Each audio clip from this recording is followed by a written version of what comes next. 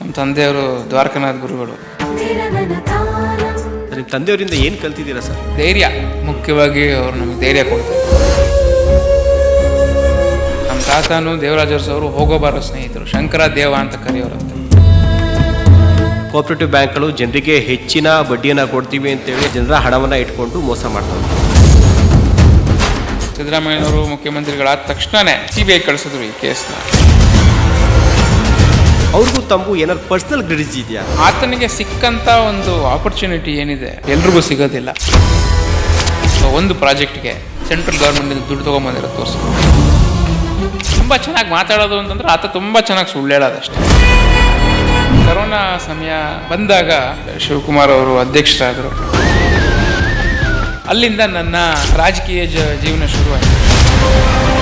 ಅಲ್ಲ, ಸೌಮ್ಯ ರೆಡ್ಡಿ ಈ ಸಲ ಆಸ್ಪಿರೆಂಟ್ ಆಗಿರಲಿಲ್ಲ ಅಂದರೆ ಬಹುಶಃ ನಿಮ್ಗೆ ಟಿಕೆಟ್ ಸಿಗ್ತಿತ್ತಾ?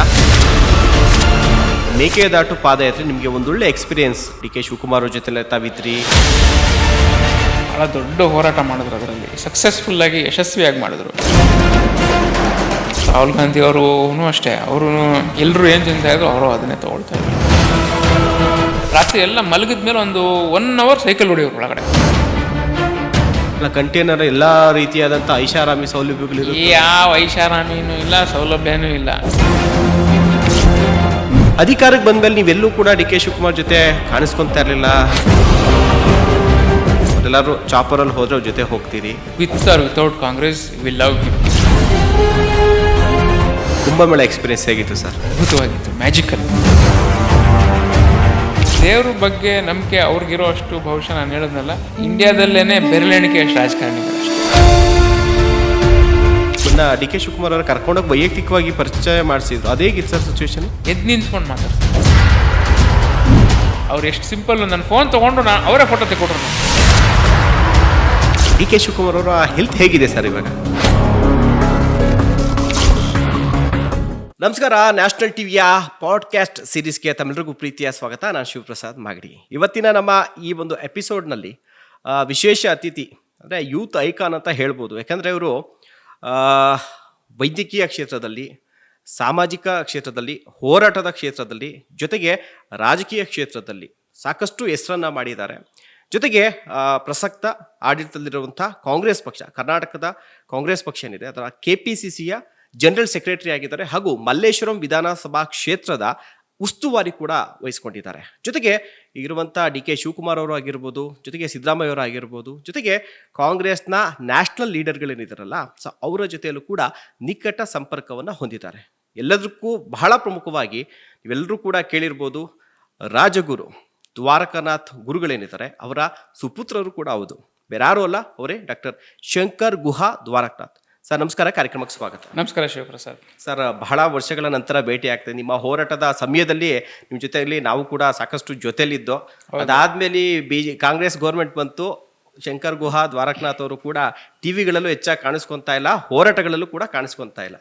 ಇಲ್ಲ, ಹೋರಾಟದಲ್ಲಿ ಕಾಣಿಸ್ಕೊಳ್ತಾ ಇಲ್ಲ ಅಂತೇನಿಲ್ಲ. ಟಿವಿನಲ್ಲಿ ಅವಾಗ ವಕ್ತಾರನಾಗಿದ್ದೆ, ಈಗಲೂ ವಕ್ತಾರನಾಗಿದ್ದೀನಿ. ಹಂಗಾಗಿ ಎಲೆಕ್ಷನ್ ಟೈಮ್ನಲ್ಲಿ ಡಿಬೇಟ್ಗಳು ಜಾಸ್ತಿ. ಈಗ ಒಂದು ಟಿವಿಗಳನ್ನು ಸುಮಾರು ಮಾಧ್ಯಮಗಳನ್ನು ನಿಲ್ಲಿಸ್ಬಿಟ್ಟಿದ್ದಾರೆ, ಡಿಬೇಟ್ ಮಾಡೋದು ನಿಲ್ಲಿಸಿದ್ದಾರೆ. ಜನ ನೋಡೋದು ಕಮ್ಮಿ ಇರ್ಬೋದೇನೋ ಬಹುಶಃ. ಇನ್ನೊಂದು ಮತ್ತೆ ಬೇರೆ ಬೇರೆ ವಕ್ತಾರರು ಇರ್ತಾರೆ, ಅವರು ಹೋಗ್ತಾ ಇದ್ದಾರೆ. ಅವಕಾಶ ಇದೆಲ್ಲ ಇದ್ರ ಮೇಲೆ ಹೋರಾಟ ಯಾವುದಕ್ಕೂ ನಿಲ್ಲಿಸಿಲ್ಲ. ಒಂದು ನಾವು ಅವಾಗ BJP ಗೌರ್ಮೆಂಟ್ ಇತ್ತು, BJP ಗೌರ್ಮೆಂಟ್ ವಿರುದ್ಧ ಮಾಡ್ತಿದ್ರಿ. ಈಗೆಲ್ಲ ನಿಮ್ದೇ ಗೌರ್ಮೆಂಟ್ ಬಂದಿದೆ, ಹೀಗಾಗಿ ಹೋರಾಟಕ್ಕೆ ಸ್ವಲ್ಪ ಅಡೆತಡೆಗಳಾಗ್ತಾ ಇದೆಯಾ ಅಂತ? ಇಲ್ಲ ಅಂದ್ರೆ ರೋಡು ಆಗಿಲ್ಲ ಅಂದ್ರೆ ಆಗಿಲ್ಲ ಅಷ್ಟೇ. ಅದು BJP ಯಾರ ಮಾಡ್ಲಿ, ಕಾಂಗ್ರೆಸ್ ಯಾರ ಮಾಡ್ಲಿ, ಅದರಲ್ಲೇನು ನಾವು ಹಿಂದೆ ತಾವು ಕೂಡ ಈ ಒಂದು ಸುದ್ದಿನ ಕವರ್ ಮಾಡಿದ್ರಿ. ಪ್ರವೀಣ್ ನೆಟ್ಟಾರು ಮರ್ಡರ್ ಕೇಸ್ನಲ್ಲಿ ತೇಜಸ್ವಿ ಸೂರ್ಯ ಅವ್ರು ಹೇಳ್ತಾರೆ, ನಮ್ಮ ಸರ್ಕಾರ ಇದ್ದಿದ್ರೆ ಕಲ್ಲೊಡೆದು ಬಿಡ್ಬೋದಾಗಿತ್ತು ಅಂತ. ಸೊ ಹಂಗೆ ನಾನು ನಮ್ಮ ಸರ್ಕಾರ ಇದ್ದಾಗ ಬೇರೆ, ಅವ್ರ ಸರ್ಕಾರ ಇದ್ದಾಗ ಬೇರೆ ಇಲ್ಲ. ಪಬ್ಲಿಕ್ ಕಾಸೇ ಏನೇ ಇರಲಿ. ಆದ್ರೆ ಈಗ ಪ್ರಸ್ತುತ ಇವತ್ತಿನ ಸನ್ನಿವೇಶದಲ್ಲಿ ನಾವು ಕೆಲಸ ಮಾಡಬೇಕಾಗಿರೋದು ಬರೀ ಎದೆ ತಟ್ಕೊಂಡು ಕೂಗ್ಕೊಂಡೇ ಕೆಲಸ ಮಾಡಬೇಕಾಗಿಲ್ಲ. ಅದೊಂದು ಫೇಸ್ ಇತ್ತು. ನಾನು ಸ್ವಲ್ಪ ಮೆಚ್ಯೂರ್ ಆಗಿದ್ದೀನಿ. ಎಲ್ಲಿ ಹೇಗೆ ಕೆಲಸ ಮಾಡಿಸ್ಬೇಕು ಅನ್ನೋದು ನಮಗೂ ಅರ್ಥ ಆಗಿದೆ. ಅಂದೇ ರೀತಿಯಾದಲ್ಲಿ ಯಾವ ಹೋರಾಟನೂ ನಿಲ್ಲಿಸಿಲ್ಲ, ಯಾವ ಪಬ್ಲಿಕ್ ಕಾಸ್ಟ್ ತಗೊಳ್ಳೋದನ್ನು ನಿಲ್ಲಿಸಿಲ್ಲ. ಮಾಡ್ತಾನೆ ಇದ್ದೀನಿ. ಸಕ್ರಿಯವಾಗಿ ನನ್ನ ಕೆಲಸ ನಾನು ಮಾಡ್ತಾ ಇದ್ದೀನಿ. ಭಗವಂತನ ಅನುಗ್ರಹದಿಂದ ಜನಕ್ಕೆ ಸಹಾಯ ಮಾಡುವಂಥ ಒಂದು ಅವಕಾಶ ಕೊಟ್ಟಿದ್ದಾರೆ. ಓಕೆ ಸರ್, ಇನ್ನೂ ಬಹಳಷ್ಟು ಪ್ರಮುಖ ಪ್ರಶ್ನೆಗಳಿದೆ, ಅದಕ್ಕೆ ಹೋಗ್ತೀನಿ. ಅದಕ್ಕೂ ಮುಂಚೆ ಶಂಕರ್ ಗುಹಾ ದ್ವಾರಕನಾಥ್ ಯಾರು ಅಂತೇಳಿ ಒಂದು ನಿಮಿಷದಲ್ಲಿ ರಾಜ್ಯದ ಜನತೆಗೆ ಪರಿಚಯ ಮಾಡ್ಕೊಳೋದಾದ್ರೆ ಸರ್, ಅದು ತಮ್ಮ ತಂದೆಯವರು ರಾಜಗುರುಗಳು, ದ್ವಾರಕನಾಥ್ ಗುರುಗಳು, ಅವರ ಮೂಲಕ ಪರಿಚಯನ ಅಥವಾ ರಾಜಕೀಯದ ಎಂಟ್ರಿ ಆಗಿರ್ಬೋದು, ನಿಮ್ಮ ಬಗ್ಗೆ ಒಂದು ನಿಮಿಷದಲ್ಲಿ ಹೇಳೋದಾದ್ರೆ ಸರ್. ಶಂಕರ್ ಗುಹಾ ದ್ವಾರಕನಾಥ್ ಯಾರು ಅನ್ನೋ ಪ್ರಶ್ನೆಗೆ ತಾವು ಅವಾಗಲೇ ಹೇಳ್ದಂಗೆ ನಮ್ಮ ತಂದೆಯವರು ದ್ವಾರಕನಾಥ್ ಗುರುಗಳು, ಅವರ ಸುಪುತ್ರ. ನೀವು ಹೇಳ್ದಂಗೆ ಒಂದು ನನಗೊಬ್ಬರ ಅಕ್ಕ. ನಾನು ಓದ್ಕೊಂಡು ಬಂದಿದ್ದು ಸೇಂಟ್ ಜೋಸೆಫ್ ಸ್ಕೂಲಲ್ಲಿ ನಾನು ನನ್ನ ಸ್ಕೂಲಿಂಗ್ ಮಾಡಿದೆ. ಆಮೇಲೆ MES ಕಾಲೇಜಲ್ಲಿ ಕಿಶೋರ್ ಕೇಂದ್ರನಲ್ಲಿ PUC ಮಾಡಿದೆ. ತದನಂತರ ಕೆಂಪೇಗೌಡ ಕಾಲೇಜ್ನಲ್ಲಿ MBBS ಮಾಡಿದೆ. ಆಮೇಲೆ MD ನಾನು ವೈದೇಹಿ ಕಾಲೇಜಿನಲ್ಲಿ ಮಾಡಿದೆ ರೇಡಿಯಾಲಜಿನಲ್ಲಿ. ಆಮೇಲೆ ಫೆಲೋಶಿಪ್ ಪೀಡಿಯಾಟ್ರಿಕ್ ರೇಡಿಯಾಲಜಿನಲ್ಲಿ ಫೆಲೋಶಿಪ್ ಮಾಡಿದೆ ಇಂದಿರಾ ಗಾಂಧಿ ಹಾಸ್ಪಿಟಲ್ನಲ್ಲಿ. ಅದಾದ್ಮೇಲೆ ಸುಮಾರು 2012ರಲ್ಲಿ ನಾನು ಓದು ಮುಗಿಸಿದ್ದು. ಅಲ್ಲಿಂದ ಪ್ರಾಕ್ಟೀಸ್ ಮಾಡಿಕೊಂಡೆ, ಇವತ್ತಿಗೂ ಪ್ರಾಕ್ಟೀಸ್ ಮಾಡ್ತಾ ಇದ್ದೀನಿ. 2020ನೇ ಇಸ್ವಿನಲ್ಲಿ ಕರೋನಾ ಸಮಯ ಬಂದಾಗ ಆಗ್ತಾನೆ ಶಿವಕುಮಾರ್ ಅವರು ಅಧ್ಯಕ್ಷರಾದರು. ಆ ಸಂದರ್ಭ ಬಂದಾಗ ಈ ವೈದ್ಯರದ್ದು ಎಲ್ಲ ಜಾಸ್ತಿ ಒಂದು ಬೇಕಾಗಿತ್ತು, ಇನ್ವಾಲ್ವ್ಮೆಂಟ್ ಬೇಕಾಗಿತ್ತು. ಅವಾಗ ನಾನು ಕರೆದ್ರು, ಪಾಪ ನೀನು ಸ್ವಲ್ಪ ಸಹಾಯ ಮಾಡು ಅಂತೇಳಿ. ಅಲ್ಲಿಂದ ನನ್ನ ರಾಜಕೀಯ ಜೀವನ ಶುರು ಆಯ್ತು. ಅದಕ್ಕೂ ಮುಂಚೆನೆ ನಾನು ಒಂದ್ಸಲ ಬೆಂಗಳೂರು ಸಿಟಿ ಸೆಕ್ರೆಟರಿ ಆಗಿದ್ದೆ. ಆಮೇಲೆ ನಾನು ಓದ್ತಾ ಇದ್ದಿದ್ರಿಂದ ಸ್ವಲ್ಪ ಅದು ಒಂದು ಹೆಜ್ಜೆ ಹಿಂದಕ್ಕೆ ಹೋಗಿತ್ತು. ಇಲ್ಲಿಂದ ಶುರು ಆಯ್ತು. ಹಾಗೆ ಅದು ನೋಡ್ತಾ ನೋಡ್ತಾ ನೋಡ್ತಾ ನಾವು ಹುಟ್ಟು ಬೆಳೆದಿದ್ದೆಲ್ಲ ಶಂಕರ್ಪುರಂ ಏರಿಯಾ, ಬಸವನಗುಡಿನಲ್ಲಿ. ನಮ್ಮ ತಾತ ಶಂಕರ್ ನಾರಾಯಣ ರಾಯರು ದೇವರಾಜರ್ಸ್ ಅವರ ಕ್ಲಾಸ್ಮೇಟ್. ದೇವರಾಜರ್ಸ್ ಅವರು ನಮ್ಮ ತಾತನ ಮನೆಯಲ್ಲೇನೆ ಬೆಳೆದಿದ್ದು ಇದ್ದಿದ್ದು ಎಲ್ಲ. ನಮ್ಮ ತಾತನು ದೇವರಾಜರ್ಸ್ ಅವರು ಹೋಗೋ ಬಾರೋ ಸ್ನೇಹಿತರು, ಶಂಕರ ದೇವ ಅಂತ ಕರೆಯೋರಂತೆ. ನಾನು ನಮ್ಮ ತಾತನ ನೋಡಿಲ್ಲ, ಆ ರೀತಿ ಕರೆಯೋರಂತೆ. ಅಷ್ಟು ನಿಕಟವಾದ ಸಂಪರ್ಕ ಇತ್ತು ನಮ್ಮ ತಾತ ಅವ್ರಿಗೂ ಆಮೇಲೆ ದೇವರಾಜರ್ಸ್ ಅವ್ರಿಗೂ.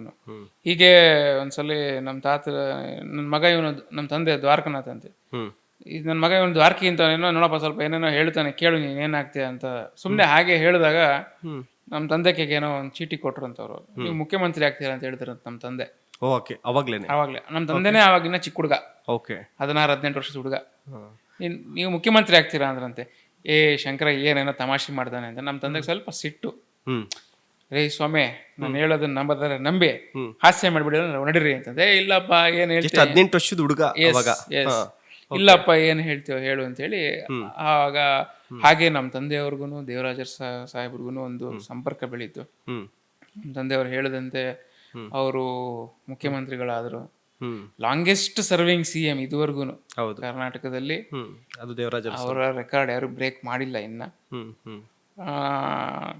ವಿಧಿ ಏನೇನ್ ಆಯ್ತು ಮಧ್ಯದಲ್ಲಿ ಎಲ್ಲ ತಮಗೆಲ್ರಿಗೂ ಗೊತ್ತಿರುವಂತ ಇತಿಹಾಸ, ಅದ್ರ ಬಗ್ಗೆ ಜಾಸ್ತಿ ಮಾತಾಡಲ್ಲ. ನಮ್ಮಲ್ಲೇ ಕಾಲ್ವಾದ್ರು ಅವರು. ಹೌದು, ನಮ್ಮ JP ನಗರದಲ್ಲಿ ಒಂದು ಬಿಲ್ಡಿಂಗ್ ಇತ್ತು, ಅಲ್ಲೇನೆ ದೇವರಾಜರು. ಸೊ ಹಂಗಾಗಿ ಈ ರಾಜಕೀಯದ ಒಂದು ಸಂಪರ್ಕ ಆವಾಗ ಇದ್ದಿದ್ ಕಾಂಗ್ರೆಸ್ ಪಕ್ಷ ಅಂದೇನೆ. ಅದು ಇದಿರ್ಲಿಲ್ಲ, ಕಾಂಪಿಟೇಟರ್ಸ್ ಇರ್ಲಿಲ್ಲ. ಸೊ ಎಲ್ಲ ನಾಯಕರು ಬಂದು ನಮ್ಮ ತಂದೆ ಶಾಲೆ ಕೇಳ್ಕೊಂಡು ಹೋಗುವಂಥದ್ದು ಇತ್ತು. CVL ಶಾಸ್ತ್ರಿಗಳು DK ಶಿವಕುಮಾರ್ ಅವ್ರನ್ನ ನಮ್ಮ ಮನೆಗೆ ಪರಿಚಯ ಮಾಡಿಸಿದ್ದು. ಯಾವ ವರ್ಷದಲ್ಲಿ ಸರ್ ಇದು? ಇದು 39 ವರ್ಷದ ಹಿಂದೆ. 39 ವರ್ಷದ ಹಿಂದೆ ಅಂದ್ರೆ DK ಶಿವಕುಮಾರ್ ಅವರ ರಾಜಕೀಯದ ಆರಂಭಿಕ ದಿನಗಳು ಆಲ್ರೆಡಿ ಎಷ್ಟೊಳಗಡೆ ಒಂದ್ಸಲಿ. ಸೊ ನಾನು ಚಿಕ್ಕ ಹುಡುಗನಾದಾಗಿಂದ ಅವ್ರನ್ನ ನೋಡಿದ್ದೀನಿ. ಸೊ ಆ ಒಂದು ಅವಾಗಿಂದ ತಂದೆಯವ್ರನ್ನ ಭೇಟಿ ಮಾಡಕ್ ತಮ್ಮ ಮನೆಗೆ ಬರ್ತಿದ್ರು, ಅವಾಗ ನೀವು ನೋಡಿದ್ದೀರಿ? ಅವಾಗಿಂದ ನಾನು ನೋಡಿದ್ದೀನಿ ಅವ್ರನ್ನ. ನಾನು ತುಂಬಾ ಚಿಕ್ಕ ಹುಡುಗನಾಗ ನೋಡಿದ್ದೀನಿ. ಸೊ ಆ ಒಂದು ಪ್ರೀತಿ ವಿಶ್ವಾಸ ಅವ್ರ ಮೇಲೆ. ಎಲ್ಲೋ ಈ ತರ ರಾಜಕೀಯ ನಾಯಕರು ತಂದೆಯವ್ರನ್ನ ಭೇಟಿ ಮಾಡಕ್ಕೆ ಅಂತ ಬರ್ತಿದ್ದು ಹೋಗ್ತಿದ್ದು, ಭವಿಷ್ಯ ಕೇಳ್ತಾ ಇರುವಂತದ್ದು, ರಾಜಕೀಯವಾಗಿ ಭವಿಷ್ಯ ಕೇಳ್ತಾ ಇದ್ದು, ಎಲ್ಲೋ ನಿಮ್ಮೇಲೆ ಒಂದು ಇನ್ಫ್ಲೂಯೆನ್ಸ್ ಆಯ್ತಾ ಸರ್? ಅದು ನಾನು ರಾಜಕೀಯಕ್ಕೆ ಬರಬೇಕು ಅನ್ನೋದು ಇನ್ಫ್ಲೂಯೆನ್ಸ್ ಆಯ್ತಾ? ತಮ್ಮ ಮನಸ್ಸಲ್ಲೇ ಇತ್ತಾ ಅಥವಾ ನಾನು ರಾಜಕೀಯ, ಯಾಕಂದ್ರೆ ನಿಮ್ ಕುಟುಂಬದಲ್ಲಿ ಯಾರು ರಾಜಕೀಯಕ್ಕೆ ಬಂದಿಲ್ಲ? ಇಲ್ಲ, ನಮ್ ಚಿಕ್ಕಪ್ಪ ಒಬ್ಬ ರಾಜಕೀಯದಲ್ಲಿ ಸಕ್ರಿಯವಾಗಿದ್ದ, BS ರಾಘವನ್ ಅಂತ ಹೇಳಿ, ಸ್ಪೋರ್ಟ್ಸ್ ಕೌನ್ಸಿಲ್ ಚೇರ್ಮನ್ ಆಗಿದ್ದ. ರಾಮಕೃಷ್ಣ ಹೆಗಡೆ ಅವ್ರಿಗೆ ಬಹಳ ಹತ್ರವಾಗಿದ್ದ. ದೇವರಾಜರ್ಸ್ ಅವ್ರಿಗೆ ಅವ್ನು ಸಕ್ರಿಯವಾಗಿ ರಾಜಕೀಯದಲ್ಲಿ ಇದ್ದ. Very active in politics. ಆಮೇಲೆ ವೆರಿ ಗುಡ್ ಒರೇಟರ್, ಬಹಳ ಚೆನ್ನಾಗಿ ಮಾತಾಡ್ತಾನೆ, ವಿದ್ಯಾವಂತ. ನಮ್ಮ ಚಿಕ್ಕಪ್ಪ ಇದ್ದ. ಆದರೆ ನನಗೆ ಈ ನಾವು ನಮ್ಮ ಕಮ್ಯುನಿಟಿನಲ್ಲಿ ಎಲ್ಲ ಚೆನ್ನಾಗಿ ಓದಬೇಕಪ್ಪ, ಒಳ್ಳೆ ಕೆಲಸ ಮಾಡಬೇಕಪ್ಪ ಅನ್ನೋ ಇದೇ ಕಾನ್ಸೆಪ್ಟ್ ನಮಗೆ. ಹ್ಮ್ ಸೊ ಅದರಂತೆ ನಾನು ಓದು ಅಂತೇಳಿ ಓದ್ತಾ ಇದ್ದಿದ್ದಷ್ಟೇ ನಮಗೇನು ಯಾವತ್ತೂ ರಾಜಕೀಯಕ್ಕೆ ಬರಬೇಕು, ಏನೋ ಮಾಡಬೇಕು ಅನ್ನೋ ತಲೆಯಲ್ಲಿ ಇರಲಿಲ್ಲ. ಏನು ಅಚಾನಕ್ಕಾಗಿ ಹಿಂಗೆ ಈ ಕೊರೋನಾ ಬಂದಿದ್ದರಿಂದ ನಾನು ಆ್ಯಕ್ಚುಲಿ ಆ ಟೈಮ್ನಲ್ಲಿ FRCR ಎಕ್ಸಾಮ್ ಲಂಡನ್ ಪಾರ್ಟ್ 2 ತೊಗೊಳಕ್ಕೆ ಹೋಗ್ಬೇಕಾಗಿತ್ತು. ನಾನು ಪಾರ್ಟ್ 1 ಕ್ಲಿಯರ್ ಮಾಡಿದ್ದೀನಿ, ಪಾರ್ಟ್ 2 ತೊಗೊಳಕ್ಕೆ ಹೋಗ್ಬೇಕಾಗಿತ್ತು ನಾನು ಆ ವರ್ಷ 2020 ಏಪ್ರಿಲ್ನಲ್ಲಿ. ಮಾರ್ಚ್ನಲ್ಲಿ ಎಲ್ಲ ಶಟ್ ಡೌನ್ ಆಗೋಯ್ತು. ಹೌದು. ಸೊ ಹಂಗಾಗಿ ಅದೇನಾದ್ರು ಕ್ಲಿಯರಾಗಿ ನಾನು ಪಾಸ್ ಆಗಿದ್ರೆ ನಾನು ಇಲ್ಲೇ ಇರ್ತಿದ್ನೋ ಅಲ್ಲಿಗೆ ಹೋಗ್ತಿದ್ನೋ ಗೊತ್ತಿಲ್ಲ. ನಮಗೆ ವಿಧಿವಶ ಇಲ್ಲಿ ಏನ್ ಸೇವೆಗೆ ಸರ್ ಅವಾಗ DK ಶಿವಕುಮಾರ್ ಸರ್ KPCC ಅಧ್ಯಕ್ಷರಾಗಿದ್ರು, ಏನ್ ಸೇವೆಗೆ ಅಂತ ನಿಮ್ಗೆ ಇದು ಈ ಆರೋಗ್ಯ ಹಸ್ತ ಅಂತೇಳಿ ಒಂದು ಕ್ಯಾಂಪೇನ್ ಲಾಂಚ್ ಮಾಡಿದ್ರು ಕಾಂಗ್ರೆಸ್ ಪಕ್ಷದಿಂದ. ಎಂಟೈರ್ ಸ್ಟೇಟ್ಗೆ ನಾವು ಕರೋನಾ ವಾರಿಯರ್ಸ್ ಅಂತ ಕ್ರಿಯೇಟ್ ಮಾಡಿ ಮನೆ ಮನೆಗೆ ಹೋಗಿ ಎಲ್ಲರಿಗೂ ಬೇಸಿಕ್ ಟ್ರೈನಿಂಗ್ ಕೊಟ್ಟು ನಾವೇ ಅಲ್ಲಿಗೆ ಹೋಗಿ ಜಿಲ್ಲೆಗೆ ಹೋಗಿದ್ದೀವಿ. ನಾವು ಒಂದು team of 25 doctors, doctor Srinivasan, doctor Madhu ಅಂತೆಲ್ಲ ಹೇಳಿ ನಾವೆಲ್ಲ ಒಂದು 25-30 ಜನ ಡಾಕ್ಟರ್ಸ್ ಸೀನಿಯರ್ಸ್ ನಾವು ಯಾರು ಪ್ರಾಕ್ಟೀಸ್ ಮಾಡ್ತಾ ಇದೀವಿ, ನಾವೆಲ್ಲ ಒಂದು ಅಲ್ಲೆಲ್ಲ ಲೋಕಲ್ ಆಗಿ ಎಲ್ಲಾರನ್ನೂ ಒಂದು ಟೀಮ್ ಮಾಡಿ ಎಲ್ಲ ನಮ್ಮ ವರ್ಕರ್ಸ್ ಯಾರಿದ್ದಾರೆ, ವಾಲಂಟಿಯರ್ಸ್ ಯಾರಿದ್ದಾರೆ, ಅವ್ರಿಗೆಲ್ಲ ಬೇಸಿಕ್ ಟ್ರೈನಿಂಗ್ ಹೆಂಗೆ ನೋಡೋದು, 4-5 ಪ್ರಶ್ನೆ, ಉಸಿರಾಟಕ್ಕೆ ತೊಂದರೆ ಇದೆಯಾ ಅಂಥವನ್ನೆಲ್ಲ ಅವ್ರ ಕೈಗೇನೆ ನಾವು ಪಲ್ಸ್ ಆಕ್ಸಿಮೀಟರ್ಗಳು ಮತ್ತೆ ಥರ್ಮಾಮೀಟರ್ಗಳು ಇವನ್ನೆಲ್ಲ ಕೊಟ್ಟು ಬೇಸಿಕ್ ಮೆಡಿಸಿನ್ಸ್ನು ಕೊಟ್ಟಿದ್ವಿ. ಸೊ ಅವ್ರಿಗೆಲ್ಲ ಕಾಂಗ್ರೆಸ್ ಪಾರ್ಟಿಯಿಂದ ಎಲ್ಲ ಪಾರ್ಟಿಯಿಂದ ಅವ್ರಿಗೆಲ್ಲರಿಗೂ ನಾವೇ ಮಿಷಿನರಿ ಏನೇನಿತ್ತು, ಎಕ್ವಿಪ್ಮೆಂಟ್ ಏನಿದೆ ಎಲ್ಲ ನಾವು ಕೊಡಿಸಿ ಟ್ರೈನ್ ಮಾಡಿ ಆಮೇಲೆ ಅವ್ರು ಸೇಫಾಗಿ ಹೋಗೋದಕ್ಕೆ ಅವ್ರಿಗೆಲ್ಲರಿಗೂ ಒಂದು ಗೌನು ಕೊಡಿಸಿದ್ವಿ, ಬೇರೆಯವ್ರ ಸಂಪರ್ಕ ಬರದೇ ಇರಲಿ. ಅದು ಬಹಳ ಯಶಸ್ವಿಯಾಗಿ ನಡೀತು. ಅಧ್ಯಕ್ಷರು ಅದನ್ನು ಯಾವ ರೀತಿ ನಡೆಸಬೇಕು ಅಂತ ಅನ್ಕೊಂಡಿದ್ರು ಅದೇ ರೀತಿ ಯಶಸ್ವಿಯಾಗಿ ನಡೀತದು. ಸೊ ಆ ಪ್ರೋಗ್ರಾಮಿಗೆ ನನ್ನನ್ನು ಇನ್ವಾಲ್ವ್ ಮಾಡಿಕೊಂಡ್ರು. ಅಲ್ಲಿಂದ ಓಕೆ. ಸೊ ಅದಾಯಿತು. ಅದಾದಮೇಲೆ ನೀವು ಹೆಚ್ಚಿನದಾಗಿ ಜನರಿಗೂ ಗೊತ್ತಾಗಿದ್ದು, ಮಾಧ್ಯಮಗಳ ಮುಂದೆನೂ ಬಂದಿದ್ದು ಅಂತಂದರೆ ಈ ಕೋಆಪರೇಟಿವ್ ಸೊಸೈಟಿಗಳು. ನನಗೆ ತಾವು ಪರಿಚಯ ಆಗಿದ್ದು ಕೂಡ ಆವಾಗಲೇ ಗುರು ರಾಘವೇಂದ್ರ ಬ್ಯಾಂಕು, ಕಣ್ವಾ ಆಗಿರ್ಬೋದು, ವಸಿಷ್ಠ ಆಗಿರ್ಬೋದು, ಹೀಗೆ ಸಾಕಷ್ಟು ಕೋಆಪರೇಟಿವ್ ಬ್ಯಾಂಕ್ಗಳು ಜನರಿಗೆ ಹೆಚ್ಚಿನ ಬಡ್ಡಿಯನ್ನು ಕೊಡ್ತೀವಿ ಅಂತೇಳಿ ಹಣವನ್ನು, ಅದರಲ್ಲೂ ಎಲ್ಲ ಮಿಡಲ್ ಕ್ಲಾಸ್ ಜನರ ಹಣವನ್ನು ಇಟ್ಕೊಂಡು ಮೋಸ ಮಾಡ್ತವಂಥದ್ದು. ಸೊ ಆ ಹೋರಾಟನ ತಾವು ಕೈಗೆ ಎತ್ಕೊಂಡ್ರಿ. ಅಲ್ಲಿವರೆಗೆ ಏನಾಗಿತ್ತು, ಮೋಸ ಹೋದಂಥವ್ರಿಗೆ ಯಾರೂ ಇನಿಷಿಯೇಟಿವ್ ತಗೊಂಡು ಅವ್ರ ಜೊತೆ ನಿಲ್ಲೋವಂಥವ್ರು ಯಾರೂ ಇರಲಿಲ್ಲ. ಬಟ್ ನೀವು ಅವಾಗ ನಿಂತು ಅವತ್ತು ಹೋರಾಟ ಶುರು ಮಾಡಿದ್ರಿ. ಏನಕ್ಕೆ ಅಂತ? ಯಾಕೆ ತಮ್ಗೆ ಯಾರು ಬೇಕಾಗಿರೋಂಥ ಹಣ ಇಟ್ಟಿದ್ರಾ, ಅಥವಾ ಆ ಹೋರಾಟನೇ ತಾವು ಕೈಗೆ ಎತ್ಕೊಳಕ್ಕೆ ಯಾಕೆಂದ್ರೆ ನಿಮ್ಮ ಕ್ಷೇತ್ರದಲ್ಲೇನೆ ಜಾಸ್ತಿ, ಅದರಲ್ಲೂ ಸೌತ್ ಏನಿದೆ ಇಲ್ಲೇ ಜಾಸ್ತಿ ಬ್ಯಾಂಕ್ಗಳಿದ್ದು ಆ ಕಾರಣಕ್ಕ, ಅಥವಾ ಬೇರೆ ಏನು ಉದ್ದೇಶನ, ಅಥವಾ ಬ್ರಾಹ್ಮಣರೇ ಜಾಸ್ತಿ ಆ ದುಡ್ಡುಗಳನ್ನ ಇಟ್ಟಿದ್ರು ಆ ಒಂದು ಕಾರಣಕ್ಕೆ ತಾವು ಹೋರಾಟ ಎತ್ಕೊಂಡ್ರ ಕೈಗೆ? ಬ್ರಾಹ್ಮಣರೇ ಅಂತಲ್ಲ, ಎಲ್ಲ ವರ್ಗದ ಜನನು ದುಡ್ಡಿಟ್ಟಿದ್ದಾರೆ ಅದರಲ್ಲಿ. ಆ ಪರ್ಟಿಕ್ಯುಲರ್ ಆಗಿ ನಾನು ಇದನ್ನೇ ಯಾಕೆ ತಗೊಂಡೆ ಅಂದ್ರೆ ಒಂದು 2-3 ಕಾರಣ ಇದೆ. ಒಂದು, ನನಗೆ ಇದು ಈ ಹಗರಣ ಬೆಳಕಿಗೆ ಬಂದ ಮೇಲೆ ಸುಮಾರು ಜನ ಬರ್ತಾ ಇದ್ರು, ಏನಾರ ಸಹಾಯ ಮಾಡಿ ಅಂತೇಳಿ. ನಮ್ಮ ತಂದೆನೂ ಕೇಳ್ಕೊಂಬರೋರು, ನಮ್ಮನ್ನು ಕೇಳ್ಕೊಂಬರೋರು, ಹಣಕಾಸಿನ ಸಹಾಯ ಮಾಡಿ ಅಂತ, ಹಣಕಾಸಿನ ಸಹಾಯ ಮಾಡಿ, ಅಥವಾ ಈ ತರ ಪ್ರಾಬ್ಲಮ್ ಆಗಿದೆ ಸರ್ಕಾರದಲ್ಲಿ ಏನಾರು ಹೇಳಿಸಿ ಅಂತ ಈ ತರ ಬರೋರು. ಹಂಗೆ ನಾನು ಅವ್ರತ್ತೆಲ್ಲ ಮಾತಾಡ್ತಾ ಇದ್ದೆ. ಬಟ್ ಒನ್ ಪರ್ಟಿಕ್ಯುಲರ್ ಇನ್ಸಿಡೆಂಟ್, ನನ್ನ ಬಹಳ ಆತ್ಮೀಯ ಸ್ನೇಹಿತ ಅವರ ತಂದೆ ಈ ದುಡ್ಡು ಕಳ್ಕೊಂಡ್ಬಿಟ್ರು ಅಂತೇಳಿ ಅವನು ಬೇರೆ ದೇಶದಲ್ಲಿ ಕೆಲಸ ಮಾಡ್ತಾ ಇದ್ದ. ಭಾಳ ಕಷ್ಟಪಟ್ಟು ಓದಿ ಒಳ್ಳೆ ಒಂದು ಸ್ಥಾನಕ್ಕೆ ಬಂದು ಬೇರೆ ದೇಶದಲ್ಲಿ ಒಳ್ಳೆ ಸಂಪಾದನೆ ಮಾಡ್ತಾ ಇದ್ದ. ಆ ದುಡ್ಡನ್ನ ಅವನು ಇಲ್ಲಿ ತಂದೆಗೆ ಕಳಿಸೋನು.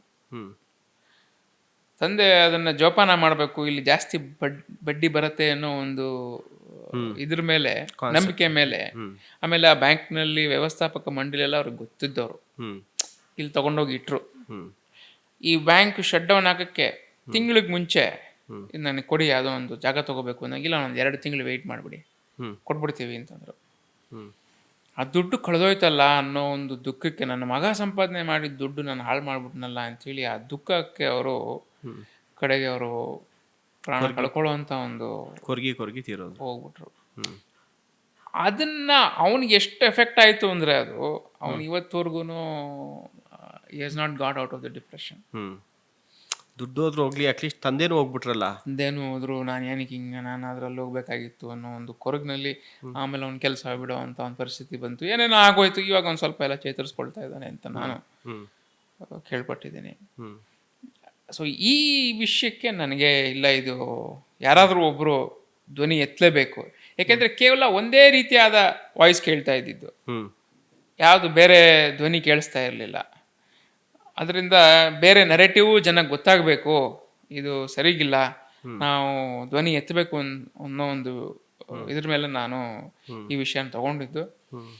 ಆ, ಇಲ್ಲಿ ಅದಾದ್ಮೇಲೆ ನೀವು ಸಾಕಷ್ಟು ನೋಡಿದ್ದೀರಾ ಹೌದು. ಯಾವ ರೀತಿ ನಾವು ಮಾಡ್ಕೊಂಡು ಬಂದ್ವಿ ಅಂತ. ನಾವು ಸದ್ಯಕ್ಕೆ ಫಸ್ಟ್ ನೀವು ನನ್ಗೆ ಗೊತ್ತಿನ ಗುರು ರಾಘವೇಂದ್ರ ಎತ್ಕೊಂಡ್ರಿ, ಹೌದು. ಆಮೇಲೆ ವಸಿಷ್ಠದವ್ರು ಬಂದ್ರು, ಕಣ್ವಾದವ್ರು ಬಂದ್ರು, ಜನನೇ ನಿಮ್ಮನ್ನ ಹುಡಿಕೊಂಡು ಬಂದು ಸಾಕಷ್ಟು ಪ್ರೊಟೆಸ್ಟ್ಗಳಾಯ್ತು.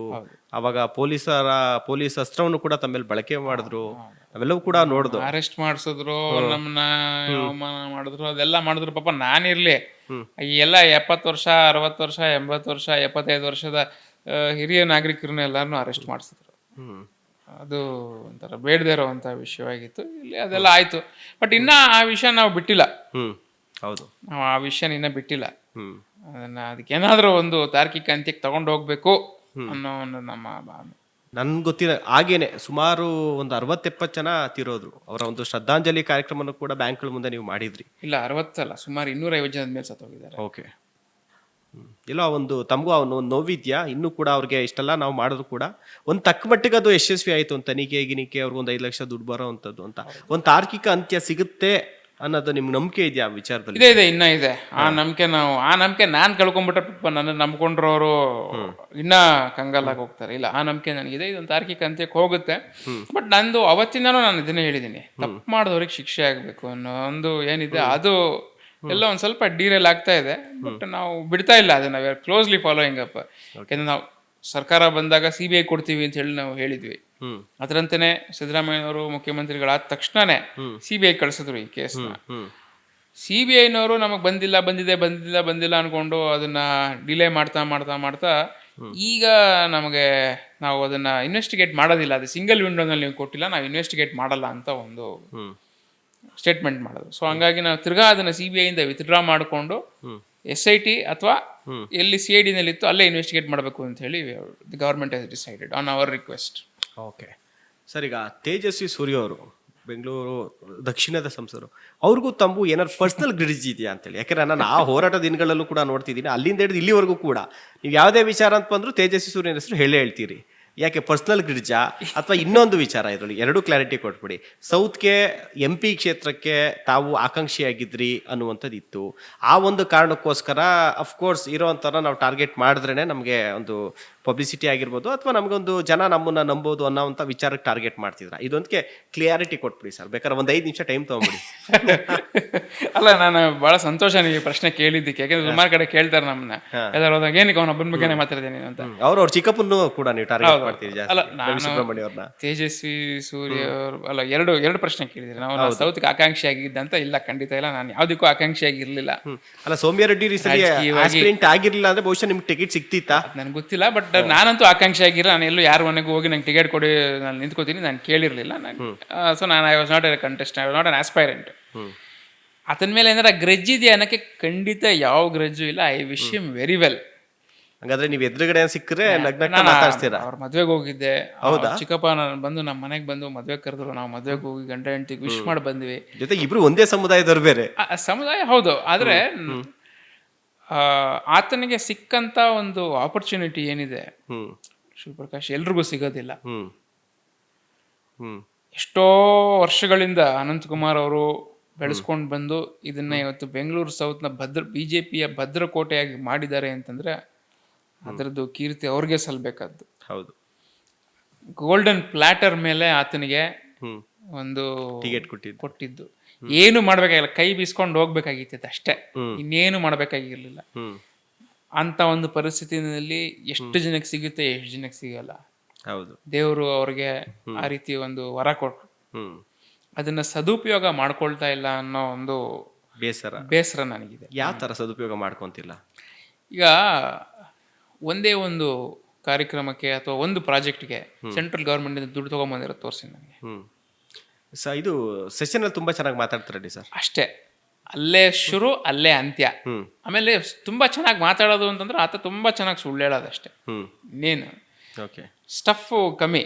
ನಾನು ಬೇಕಾದಷ್ಟು ಸತಿ ಕರೆದಿದ್ದೀನಿ, ಮುಖಾಮುಖಿ ಬನ್ನಿ ಚರ್ಚೆ ಮಾಡೋಣ ಅಂತ. ರಾಘವೇಂದ್ರ ಬ್ಯಾಂಕ್ ವಿಷಯ ಚರ್ಚೆ ಮಾಡೋಣ. ಮತ್ತೆ ನಾನು ಇಂಟರ್ವ್ಯೂ ಶುರುನಲ್ಲೂ ಹೇಳಿದೆ, ಈ ಪ್ರವೀಣ್ ನೆಟ್ಟರು ಮರ್ಡರ್ ಕೇಸ್ನಲ್ಲಿ ಕಲ್ಲೊಡಿಬೋದಾಗಿತ್ತು, ನಮ್ಮ ಸರ್ಕಾರ ಇದ್ರೆ ಕಲ್ಲೊಡಿಬೋದಾಗಿತ್ತು ಅಂತ ಹೇಳಿ. ಸೊ ಇದೇನಾ ಇವನ್ ಮನೋಭಾವ? ಕಲ್ಲೊಡೆಯೋದಷ್ಟೇ. ಹ್ಮ್ ರಕ್ಕಸ್ ಕ್ರಿಯೇಟ್ ಮಾಡೋದು ಅಥವಾ ಎಲ್ಲಿ ಸೆನ್ಸೇಷನ್ ಕ್ರಿಯೇಟ್ ಮಾಡ್ಬೋದು, ಪೊಲರೈಸ್ ಮಾಡ್ಬೋದು, ಇಂಥ ಕಡೆ ಟಾರ್ಗೆಟ್ ಅಷ್ಟೆ. ಒಂದೇ ಒಂದು ಪ್ರಾಜೆಕ್ಟ್ ನನಗೆ ತೋರಿಸಿ ಹೋಗಿ ಸೆಂಟ್ರಲ್ ಗೌರ್ಮೆಂಟಿಂದ ದುಡ್ಡು ತೊಗೊಂಬಂದು ಡೆವಲಪ್ಮೆಂಟ್ ಮಾಡಿರುವಂಥದ್ದು ಏನು ಮಾಡಿಲ್ಲ. ಆಮೇಲೆ ರಾಘವೇಂದ್ರ ಬ್ಯಾಂಕ್ ವಿಷಯವಾಗೇನೆ ನಾನ್ ಸ್ಟಾಪ್ ಆಗಿ ಲೈವ್ ವಿಡಿಯೋಗಳಿದ್ದಾವೆ. ಹೋದ ಅಸೆಂಬ್ಲಿ ಎಲೆಕ್ಷನ್ ಟೈಮ್ನಲ್ಲಿ ಒಂದು ರಾಘವೇಂದ್ರ ಬ್ಯಾಂಕ್ ಅವ್ರದ್ದೆಲ್ಲ ಒಂದು ಮೀಟಿಂಗ್ ಮಾಡಿ, ಇನ್ನೊಂದು ತಿಂಗಳು ಅಷ್ಟೇ ಇದು ಮಾಡೆಲ್ ಕೋಡ್ ಆಫ್ ಕಂಡಕ್ಟ್ ಇರೋದನ್ನ ನಾನು ಹೇಳೋಕ್ಕಾಗಲ್ಲ, ಒಂದು ಫಿನ್ಟೆಕ್ ಕಂಪನಿ ರೆಡಿಯಾಗಿದೆ, ಅವ್ರ ಕೇಂದ್ರದಲ್ಲಿ ನಿಮ್ಗೆಲ್ಲ ದುಡ್ಡು ಕೊಡಿಸ್ಬಿಟ್ಟು ಪವರ್ ಪಾಯಿಂಟ್ ಪ್ರೆಸೆಂಟೇಷನ್ ಮಾಡ್ಬಿಡ್ತೀನಿ, ನಿಮ್ಗೆಲ್ಲ ಹೆಂಗೆ ದುಡ್ಡು ಬರುತ್ತೆ ಅಂತ ಹೇಳಿದ್ರು. ಪಾಪ ಎಲ್ರು ಗಂಟು ಮೂಟೆ ಬ್ಯಾಗ್ ಎಲ್ಲ ರೆಡಿ ಮಾಡ್ಕೊಂಡ್ರು, ನನ್ನ ದುಡ್ಡು ಬಂದ್ಬಿಡ್ತು ಅಂತೇಳಿ. ಒಂದು ತಿಂಗಳಲ್ಲ 2 ವರ್ಷ ಆಗೋಯ್ತು. ಫಿನ್ನೂ ಇಲ್ಲ, ಟೆಕ್ಕು ಇಲ್ಲ, ಕಂಪನಿನೂ ಇಲ್ಲ. ಆಮೇಲೆ ಬೇಡದೇ ಇರೋದಕ್ಕೆ ಕ್ರೆಡಿಟ್ ಕ್ಲೇಮ್ ಮಾಡೋದು, ಬೇರೆ ಹಲವಾರು ವಿಷಯ. ಮೊನ್ನೆನೂ ಅಷ್ಟೇ ನೋಡಿ, ಅಮೆರಿಕನಲ್ಲಿ ಹೋಗಿ ಅದೇನು ಸರ್, ಅದೊಂದು ಸ್ವಲ್ಪ ಡೀಟೇಲ್ ಆಗಿ ಹೇಳಿ ಸರ್ ಅದು. ಯಾಕೆ ನಾನು ನೋಡಿದೆ ಕೆಲವು ಮೀಡಿಯಾದಲ್ಲಿ ಸ್ವಲ್ಪ ತಗೊಂಡಿದ್ರು, ಸ್ವಲ್ಪ ಡೀಟೇಲ್ ಆಗಿ ಹೇಳಿ ಸರ್ ಅದನ್ನ. ನಮಗೆ ಬಂದಂಥ ಮಾಹಿತಿ ಹೇಳ್ತೀನಿ. ದೊಡ್ಡ ಮಟ್ಟದಲ್ಲಿ ರಾಷ್ಟ್ರೀಯ ಮಾಧ್ಯಮದಲ್ಲಿ ಸುದ್ದಿ ಆಗೋಯ್ತದ. ಹೌದು, ನಮಗೆ ಬಂದಂಥ ಮಾಹಿತಿ ಹೇಳ್ತೀನಿ ಶಿವಪ್ರಕಾಶ್.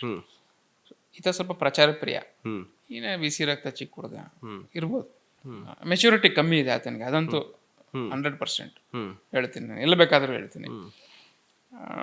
ಅಮೆರಿಕಾಗೆ ಹೋದಂಥ ಒಂದು ತುಂಬ ದೊಡ್ಡ ಡೆಲಿಗೇಷನ್ ಅಲ್ಲಿ ಅವರು ಹೋಗಿರೋದು. ಹೌದು, ಎಂತೆಂಥ ಸೀನಿಯರ್ MPs ಇದ್ದಾರೆ ಆ ಡೆಲಿಗೇಷನ್ನಲ್ಲಿ. ಅಂಥ ಡೆಲಿಗೇಷನ್ನಲ್ಲಿ ಇವರು ಹೋಗ್ಬೇಕು ಅಂತಂದರೆ that is A very good opportunity. ಬೇರೆ ಬೇರೆ ಅಂತ ಅಲ್ಲಿದ್ದವರು ಈ ಟ್ರಂಪ್ನ ಆಮೇಲೆ ಅವ್ರ ಮಗನ್ನೇನೋ ಮೀಟ್ ಮಾಡಿದ್ರಂತೆ ಬೇರೆ MPಗಳು ಬಂದು ಹೇಳಿದ್ರಂತೆ, ನಾವು ಮೀಟ್ ಮಾಡಿದ್ದೀವಿ. ಇವ್ರಿಗೆ ನಾನು ಒಂದು ಯಾವುದು ಪೆಹಲ್ಗಾಮ್ ವಿಚಾರಕ್ಕೆ ಹೋಗಿದ್ದ ವಿಚಾರ ನೀವು ಹೇಳ್ತಿರೋದು ಸರ್? ಹೌದು, ಡೆಲಿಗೇಷನ್ ಆಪರೇಷನ್ ಸಿಂಧೂರ್ಗೆ ಆ ವಿಷಯವಾಗಿ ಇವರೆಲ್ಲ ಒಂದು 7-8 MP ಟೀಮ್ನ ಕಳಿಸಿದ್ರಲ್ಲ, ಅದರಲ್ಲಿ ಇವರು ಅಮೆರಿಕಾಗೆ ಹೋದಾಗ ಈತಾನು ಇದ್ರು.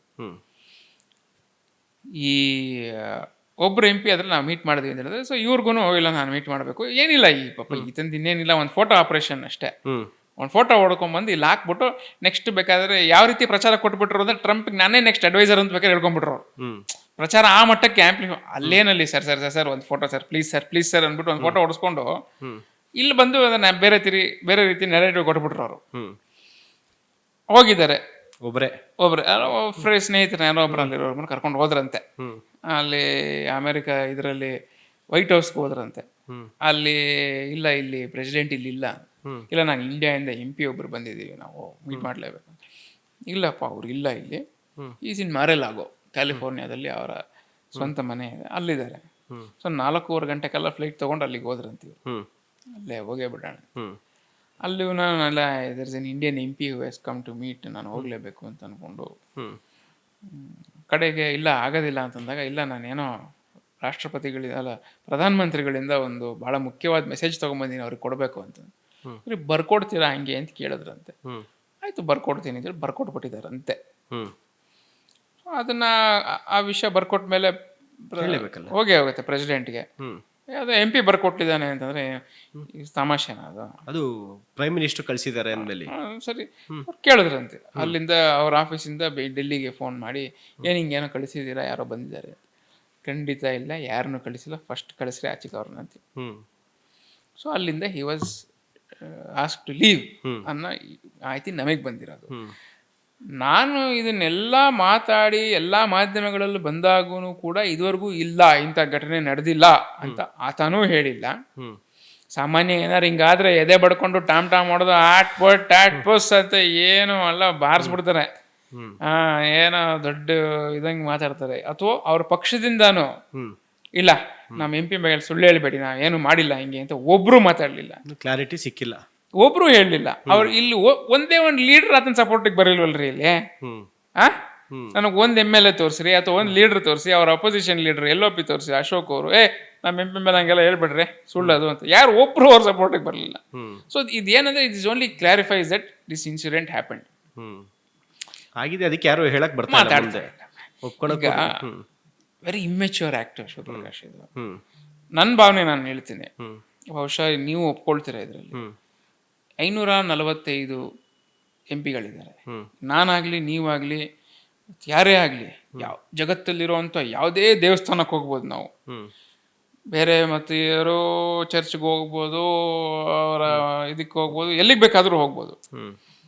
ನಮಗೆಲ್ಲ ತುಂಬ ಕಷ್ಟವಾದ ದೇವಸ್ಥಾನ ತಿರುಪತಿ ದೇವಸ್ಥಾನ. ಅಲ್ಲಿಗೂ ಹೋಗಿ ಏನೋ ಒಂದು ಜುಗಾಡ್ ಮಾಡಿ ಯಾರನ್ನೋ ಹಿಡ್ಕೊಂಡು 15 ನಿಮಿಷ ದೇವ್ರ ಮುಂದೆ ನಿಂತ್ಕೋಬೋದು. ಆದರೆ ನೀವು ಪಾರ್ಲಿಮೆಂಟ್ ಒಳಗಡೆ ಹೋಗಿ ಕೂತ್ಕೊಂಡು ಚರ್ಚೆ ಮಾಡೋಕ್ಕಾಗತ್ತಾ ಅಲ್ಲಿ? ಆಗಲ್ಲ. 150 ಕೋಟಿ ಜನಕ್ಕೆ ಕೇವಲ 550 ಜನ ಒಳಗಡೆ ಹೋಗ್ತಾರೆ ಅಂದರೆ ಇನ್ನೆಷ್ಟು ಪುಣ್ಯ ಮಾಡಿದ್ರು ಬೇಡ ಅವರು. ಹೌದು. ಅದಕ್ಕಿಂತ ದೊಡ್ಡ ದೇವಸ್ಥಾನ ಇದೆಯಾ? ಹೌದು. ಅಂತ ದೇವಸ್ಥಾನನ ಇವನು ಸದಸ್ಯನಾಗಿ ಅಲ್ಲಿಗೆ ಹೋಗಿ ಈ ರೀತಿ ಮಿಸ್ಯೂಸ್ ಮಾಡ್ತಾನಲ್ಲ, ಈ ವಿಷಯಕ್ಕೆ ನಾನು ಆತನ ಮೇಲೆ ಹೋರಾಟ ಮಾಡಿ. ಬಹುಶಃ ಅಂದ್ರೆ ತುಂಬಾ ಕಡಿಮೆ ಏಜಿಗೆ ಅಧಿಕಾರ ಸಿಕ್ಕಿದ್ದು ಎಲ್ಲೋ ಒಂದ್ ಕಡೆ ತಲೆ ತಿರುಗಿಬಿಟ್ಟಿದೆ. ನನ್ನಿಂದ ಇದು ಅನ್ನೋದು ತಲೆ ತಿರುಗಿಬಿಟ್ಟಿದೆ ಅಷ್ಟೇ, ಇನ್ನೇನಿಲ್ಲ. ಸ್ವಲ್ಪ ರಿಯಾಲಿಟಿ ಅರ್ಥ ಆದಾಗ ಬರುತ್ತೆ. ಸದ್ಯಕ್ಕೆ ನಾನೆಲ್ಲೋ ಇದ್ದೀನಿ, ನಾನು ನೆಕ್ಸ್ಟ್ ಇದು ಅನ್ನೋದು ತಲೆ ತಿರುಗಿದೆ, ಅದಂತೂ ಸತ್ಯ. ಅದೇ ಎಲ್ರಿಗೂ ಸಿಕ್ಕಿದ್ರೆ ಎಲ್ರಿಗೂ ಹೇಳ್ತೀನಿ, ನಮ್ಗೇನು ಇಲ್ಲ. ನೆಕ್ಸ್ಟ್ ಆದ್ರೆ RSS ಇಂದ ಹೇಳಕ್ಕಾಗಲ್ಲ, ತೇಜಸ್ವಿ ಅವ್ರನ್ನೇ ಬೇಕಾದ್ರೆ ಮುಖ್ಯಮಂತ್ರಿ ಕ್ಯಾಂಡಿಡೇಟ್ ಅಂತ ಘೋಷಣೆ ಮಾಡೋ ಆಶ್ಚರ್ಯ ಇಲ್ಲ. ಯಾರ ಅದೃಷ್ಟದಲ್ಲಿ ಏನ್ ಬರೆದಿದೆ ಗೊತ್ತಿಲ್ಲ. ಏನು ಅವ್ರ ಮುಖ್ಯಮಂತ್ರಿನಾದ್ರು ಆಗ್ತಾರೋ ಮತ್ತೊಂದು ಆಗ್ತಾರೋ, ಅವ್ರವ್ರ ಅದೃಷ್ಟ ಅದು. ರಾಜಕೀಯದ 100% ಅದೃಷ್ಟ ರಾಜಕೀಯ. ಶಿವಪ್ರಕಾಶ್, ನೀವು ಒಪ್ಕೊಳ್ತೀರಾ ಅನ್ಸುತ್ತಿದೆ? ಖಂಡಿತ ಸರ್. 100% ಸುಮಾರು ನೋಡಿದೀವಿ ನಾವು. 100% ಅದೃಷ್ಟ. ತೇಜಸ್ವಿ ಸೂರ್ಯಂದೇ ಎಕ್ಸಾಂಪಲ್ ತಗೊಳ್ರಿ. ಹಿಂದಿನ ದಿವಸ ಆತ ಯಾರು ಅಂತ ಯಾರಿಗೂ ಗೊತ್ತಿಲ್ಲ. ಮಾರನೇ ದಿವಸ ಟಿಕೆಟ್, ಪಾಪ ಅನಂತಕುಮಾರ್ ಅವ್ರ ಮನೆಯವರು ಆ MP ಎಲೆಕ್ಷನ್ ಆಫೀಸ್ ಓಪನ್ ಮಾಡಿ ಉದ್ಘಾಟನೆ ಮಾಡಿ ಯಡಿಯೂರಪ್ಪ ಎಲ್ಲ ಬಂದು ನಿಂತ್ಕೊಂಡೆಲ್ಲ ಆದ್ಮೇಲೆ ಮಾರನೇ ದಿವಸ ಟಿಕೆಟ್ ಬೇರೆಯವ್ರಿಗೆ ಕೊಟ್ಬಿಟ್ರು. ಹೌದು. ಸೊ ಎಂತ ಧನ್ಕರ್ ಅವರು ಉಪರಾಷ್ಟ್ರಪತಿಗಳು, ಇಷ್ಟು ಅನ್ಸೋರಮೋನಿಯಸ್ ಆಗಿ ಅಷ್ಟು ಲೀವ್. ಸೊ ರಾಜಕೀಯ ಅದೃಷ್ಟ. ಇವತ್ತಿದೀವಿ, ಈ ಕ್ಷಣದಲ್ಲಿ ಇದೀವಿ ಅಷ್ಟೇ. ನಾಳೆ ನಾನೇನಾ ಇನ್ನೊಬ್ಬನ ಅದಕ್ಕೆ ಗೊತ್ತಿಲ್ಲ. ಆತ ಯಾವತ್ತು ಯಾರಿಗೆ who is going to run out of luck ಅನ್ನೋದು ಗೊತ್ತಿಲ್ಲ ನಮಗೆ. ಇರುವಾಗ ಒಳ್ಳೆ ರೀತಿ ಉಪಯೋಗಿಸ್ಕೊಳ್ಬೇಕು ಅನ್ನೋ ಒಂದು, ಈತನಿಗೆ ನಾವು ವಯಸ್ಸು ಚಿಕ್ಕದು, ಒಳ್ಳೆ ಕೆಲಸ ಮಾಡಬೇಕು ಅನ್ನೋ ನಮ್ಮ ಉದ್ದೇಶ. ಈ ಅಲ್ಲೆಲ್ಲ ಹೋಗಿ ಏರೋಪ್ಲೇನ್ ಬಾಗಿಲು ತೆಗೆದುಬಿಡೋದು, ಇಂಥ ಘಟನೆಗಳೆಲ್ಲ ಮಾಡಿದಾಗ ನಾವು ಧ್ವನಿ ಎತ್ತಲೇಬೇಕಲ್ಲ. ಓಕೆ ಸರ್, ಬಹುಶಃ ನಿಮ್ಮ ರಾಜಕೀಯ ಜೀವನದಲ್ಲಿ ಹೋರಾಟಗಳ ಜೊತೆಗೆ ನಿಮಗೆ ಮೇಕೆದಾಟು ಪಾದಯಾತ್ರೆ ನಿಮಗೆ ಒಂದೊಳ್ಳೆ ಎಕ್ಸ್ಪೀರಿಯನ್ಸ್ ಅಂತ ಅನ್ನಿಸ್ತು. ಯಾಕೆಂದರೆ ನೀವಲ್ಲಿ DK ಶಿವಕುಮಾರ್ ಅವ್ರ ಜೊತೆ ತಾವಿದ್ರಿ, ಅವರ ಒಂದು ಹೆಲ್ತ್ ಬಗ್ಗೆ, ಅಲ್ಲಿ ಯಾರ್ಯಾರೆಲ್ಲ ಪಾದಯಾತ್ರೆ ಮಾತ್ರ ಅವ್ರಿಗೊಂದು ಹೆಲ್ತ್ ಸಪೋರ್ಟ್ ಅಂತ ಹೇಳ್ಬಿಟ್ಟು ನೀವೆಲ್ಲನೂ ಕೂಡ ಒಂದು ಟೀಮ್ ರೆಡಿ ಮಾಡ್ಕೊಂಡು ಅದರ ಇನಿಷಿಯೇಟಿವ್ ತಾವೇ ತೊಗೊಂಡಿದ್ರಿ. ಸೊ ಮೇಕೆದಾಟು ಪಾದಯಾತ್ರೆ ನಿಮ್ಮ ಲೈಫಲ್ಲಿ ಯಾವ ರೀತಿಯಾದಂಥ ಒಂದು ರಾಜಕೀಯ ಒಂದು ಪಾಠ ಅನುಭವ ಕಲಿಸ್ತದೆ? ಎರಡು, ಒಂದು ಮೇಕೆದಾಟು, ಇನ್ನೊಂದು ಭಾರತ್ ಜೋಡ್. ಅದು ನೆಕ್ಸ್ಟ್ ಬರ್ತಿದೆ, ಒಟ್ಟಿಗೆ ಹೇಳಿ ಸರ್ ಎರಡು. ಮೇಕೆದಾಟುನಲ್ಲಿ ನಾನೊಬ್ಬನೇ ಅಲ್ಲ, ನಾವೆಲ್ಲ ಟೀಮ್ ಇತ್ತು. ಯಾರಿದ್ರು ಎಲ್ಲರೂ ಆಲ್ ವೆರಿ ವೆಲ್ ಎಕ್ವಿಪ್ಡ್. ಎಲ್ಲ ಎಷ್ಟು ಮೆಟಿಕ್ಯುಲಸ್ ಆಗಿ ಪ್ಲಾನ್ ಮಾಡಿದ್ರು ಅಂತಂದ್ರೆ, ಸನ್ಮಾನ್ಯ DK ಶಿವಕುಮಾರ್ ಅವರು ಯಾವ ಸ್ವಿಚ್ಚು, ಯಾವ ಗಾಡಿ, ಯಾವ ಬೋರ್ಡ್ ಎಲ್ಲಿರಬೇಕು, ಯಾವತ್ತು ಎಷ್ಟು ಗಂಟೆಗೆ ಹೆಂಗಿರ್ಬೇಕು ಅನ್ನೋದು ಎವ್ರಿಥಿಂಗ್ ವಾಸ್ ಪ್ಲಾನ್ಡ್. ಸೊ ನಮ್ಗೆ ಓವರ್ ಕ್ರೌಡಿಂಗ್ ಆಗಲಿಲ್ಲ. ಒಂದೇ ಒಂದು ಸಣ್ಣ ಅಹಿತಕರ ಘಟನೆ ನಡೀಲಿಲ್ಲ ಎಲ್ಲೂ. ಯಾಕಂದ್ರೆ ಬಹಳ ದೊಡ್ಡ ಹೋರಾಟ ಮಾಡಿದ್ರು, ಅದರಲ್ಲಿ ವೆರಿ ಸಕ್ಸಸ್ಫುಲ್ ಆಗಿ ಯಶಸ್ವಿಯಾಗಿ ಮಾಡಿದ್ರು. ನಾವು ಡೇ 1 ಇಂದ ಕಡೆ ದಿವಸ ಮುಗಿಯೋವರೆಗೂ ನಾವಿದ್ವಿ, ಫುಲ್ ನಾವಿದ್ವಿ. ಒಂದು ಹೆಲ್ತ್ ಆದ್ರೆ ಬಂದಂತ ಲೀಡರ್ಗಳಿಗೆ immediate first level emergency care ಕೊಡೋದು. ನೆಕ್ಸ್ಟ್ ಅಲ್ಲೇನಾದ್ರೂ ಸೆಟ್ ಆಗ್ಲಿಲ್ವಾ ಫಸ್ಟ್ ಏಡ್ ಫಸ್ಟ್, ಆಮೇಲೆ emergency care on the spot, ಇಲ್ವಾ ಶಿಫ್ಟ್ ದೆಮ್ ನಿಯರೆಸ್ಟ್ ಹಾಸ್ಪಿಟಲ್. ಈ ರೀತಿ ನಾವು 3 ಲೆವೆಲ್ ರೆಡಿ ಮಾಡ್ಕೊಂಡಿದ್ವಿ, ಎಲ್ಲ ಕಡೆ ರೆಡಿ ಮಾಡ್ಕೊಂಡಿದ್ವಿ. ಅವಾಗ ಸರ್ಕಾರ ಇಲ್ಲದೆ ಇರೋದ್ರಿಂದ ನಾವು ಪ್ರೈವೇಟ್ ಆಂಬ್ಯುಲೆನ್ಸಸ್ನೆಲ್ಲ ನಾವು ರೆಡಿ ಮಾಡ್ಕೊಂಡಿದ್ವಿ. ಸರ್ಕಾರ ಇದ್ದಾಗ they can probably request and get DHO ಇದು ಮಾಡ್ಬೋದೇನೋ ಗೊತ್ತಿಲ್ಲ ನನಗೆ. ಬಟ್ ಅವಾಗ ನಾವು ಎಲ್ಲ ಪ್ರೈವೇಟ್ ಹಾಸ್ಪಿಟಲ್ಗಳ ಹತ್ರ ಮಾತಾಡಿ, ಸ್ಥಳೀಯರು ಯಾರು ಇದ್ರು ಅವ್ರ ಹತ್ರ ಎಲ್ಲ ನಾವು ಪ್ಲೀಸ್ ಎಕ್ಸ್ಟೆಂಡ್ ಯುವರ್ ಕೋಆಪರೇಷನ್ ಅಂತ ನಾವು ಕೇಳಿದಾಗ ಎಲ್ರು ಎವ್ರಿಬಡಿ ಕೋಆಪರೇಟ್ ವಿತ್ ದಟ್. ಆಮೇಲೆ ನಾನು ದೊಡ್ಡದಾಗಿ ಕಲ್ತ್ಕೊಂಡಿದ್ದು ಅಂತಂದ್ರೆ ಆ ಒಂದು ಘಟನೆಯಲ್ಲಿ ಪಬ್ಲಿಕ್ ಔಟ್ರೀಚ್. ನಾವು ಯಾವಾಗ ಜನರ ಹತ್ರ ಹೋಗ್ತೀವಿ, ಅವ್ರು ನಮ್ಮ ಹತ್ರ ಬರಬೇಕು ಅಂತ ಕಾದು ಕೂತ್ಕೊಂಡ್ರೆ ಏನೂ ಆಗೋದಿಲ್ಲ. ನಾವು ಯಾವಾಗ ಅವ್ರ ಹತ್ರ ಹೋಗ್ತೀವಿ, that's an entirely different experience. ನಾವು ಅವ್ರ ಹತ್ರ ಹೋದಾಗ್ಲೇ ನಮಗೆ ಗೊತ್ತಾಗೋದು. ಆಮೇಲೆ ಅವ್ರು ನಮ್ಮನ್ನು ಎಷ್ಟು ಚೆನ್ನಾಗಿ ಸ್ವಾಗತ ಮಾಡ್ತಾರೆ, ಎಷ್ಟು ಅಕ್ಸೆಪ್ಟ್ ಮಾಡ್ಕೊಳ್ತಾರೆ. That was an experience. That was the biggest learning point. ಎರಡರಲ್ಲೂ ಅಷ್ಟೇ, ಭಾರತ್ ಜೋಡೋನಲ್ಲೂ ಅಷ್ಟೇ, ಇದರಲ್ಲೂ ಅಷ್ಟೇ. ಸರ್, ಭಾರತ್ ಜೋಡೋದಲ್ಲೂ ಕೂಡ ತಾವು ಮೆಡಿಕಲ್ ಡಿಪಾರ್ಟ್ಮೆಂಟ್ ಅದರಲ್ಲೇ ಇದ್ರ ಅಥವಾ ಇಲ್ಲ? ಭಾರತ್ ಜೋಡೋನಲ್ಲಿ ನಾನು ಮತ್ತೆ ರಕ್ಷಿತ್, ನಮ್ಮ BK ಶಿವರಾಮ್ ಅವರ ಮಗ, ಬೆಳ್ತಂಗಡಿ ಕಂಟೆಸ್ಟ್ ಮಾಡಿದವನು, ನಾನು ಅವನು we were in charge of Rahul Gandhi ಜೀಸ್ camp. ಅವರು ಎಲ್ಲಿ ವಾಸ ಮಾಡ್ತಾ ಇದ್ರು ಆ ಕ್ಯಾಂಪ್ಗೆ ನಮ್ಮನ್ನ 10 ದಿವಸಗಳ ಕಾಲ ನಮ್ಮನ್ನ ಇನ್ಚಾರ್ಜ್ ಮಾಡಿದ್ರು. ಇದು ನಮ್ಗೆ ಈ ಅವಕಾಶ ಬಂದಿದ್ದು ನಮ್ಮ MP GC ಚಂದ್ರಶೇಖರ್ ಅವರಿಂದ. ಅವರೇ ನಮ್ಮ ಹೆಸರು ಕೊಟ್ಟು ನೀನು ಹೋಗಿ ಕೆಲಸ ಮಾಡಿ ಅಂತ ಹೇಳಿ. ಅದು ಬೆಳಗ್ಗಿನ ಜಾವ 4 ಗಂಟೆಯಿಂದ ರಾತ್ರಿ 11 ಗಂಟೆವರೆಗೂ ಕೆಲಸ ಇತ್ತು. ಬೆಳಗಿನ ಜಾವ 4 ಗಂಟೆಯಿಂದ ರಾತ್ರಿ 11 ಗಂಟೆವರೆಗೂ ನಾವು ಇರ್ಬೇಕಾಗಿತ್ತು. ಹೆಂಗೆ ಅಂದ್ರೆ ಅವ್ರದ್ದು ಕಂಟೈನರ್ಗಳಲ್ಲಿದ್ರು ಎಲ್ಲರೂ. ಒಂದು 30-40 ಕಂಟೈನರ್ ಇತ್ತು. ಸೊ ಅವ್ರು ಬೆಳಗ್ಗೆ 6 ಗಂಟೆಗೆ ಕಾಲ್ನಡಿಗೆ ಶುರು ಮಾಡೋರು.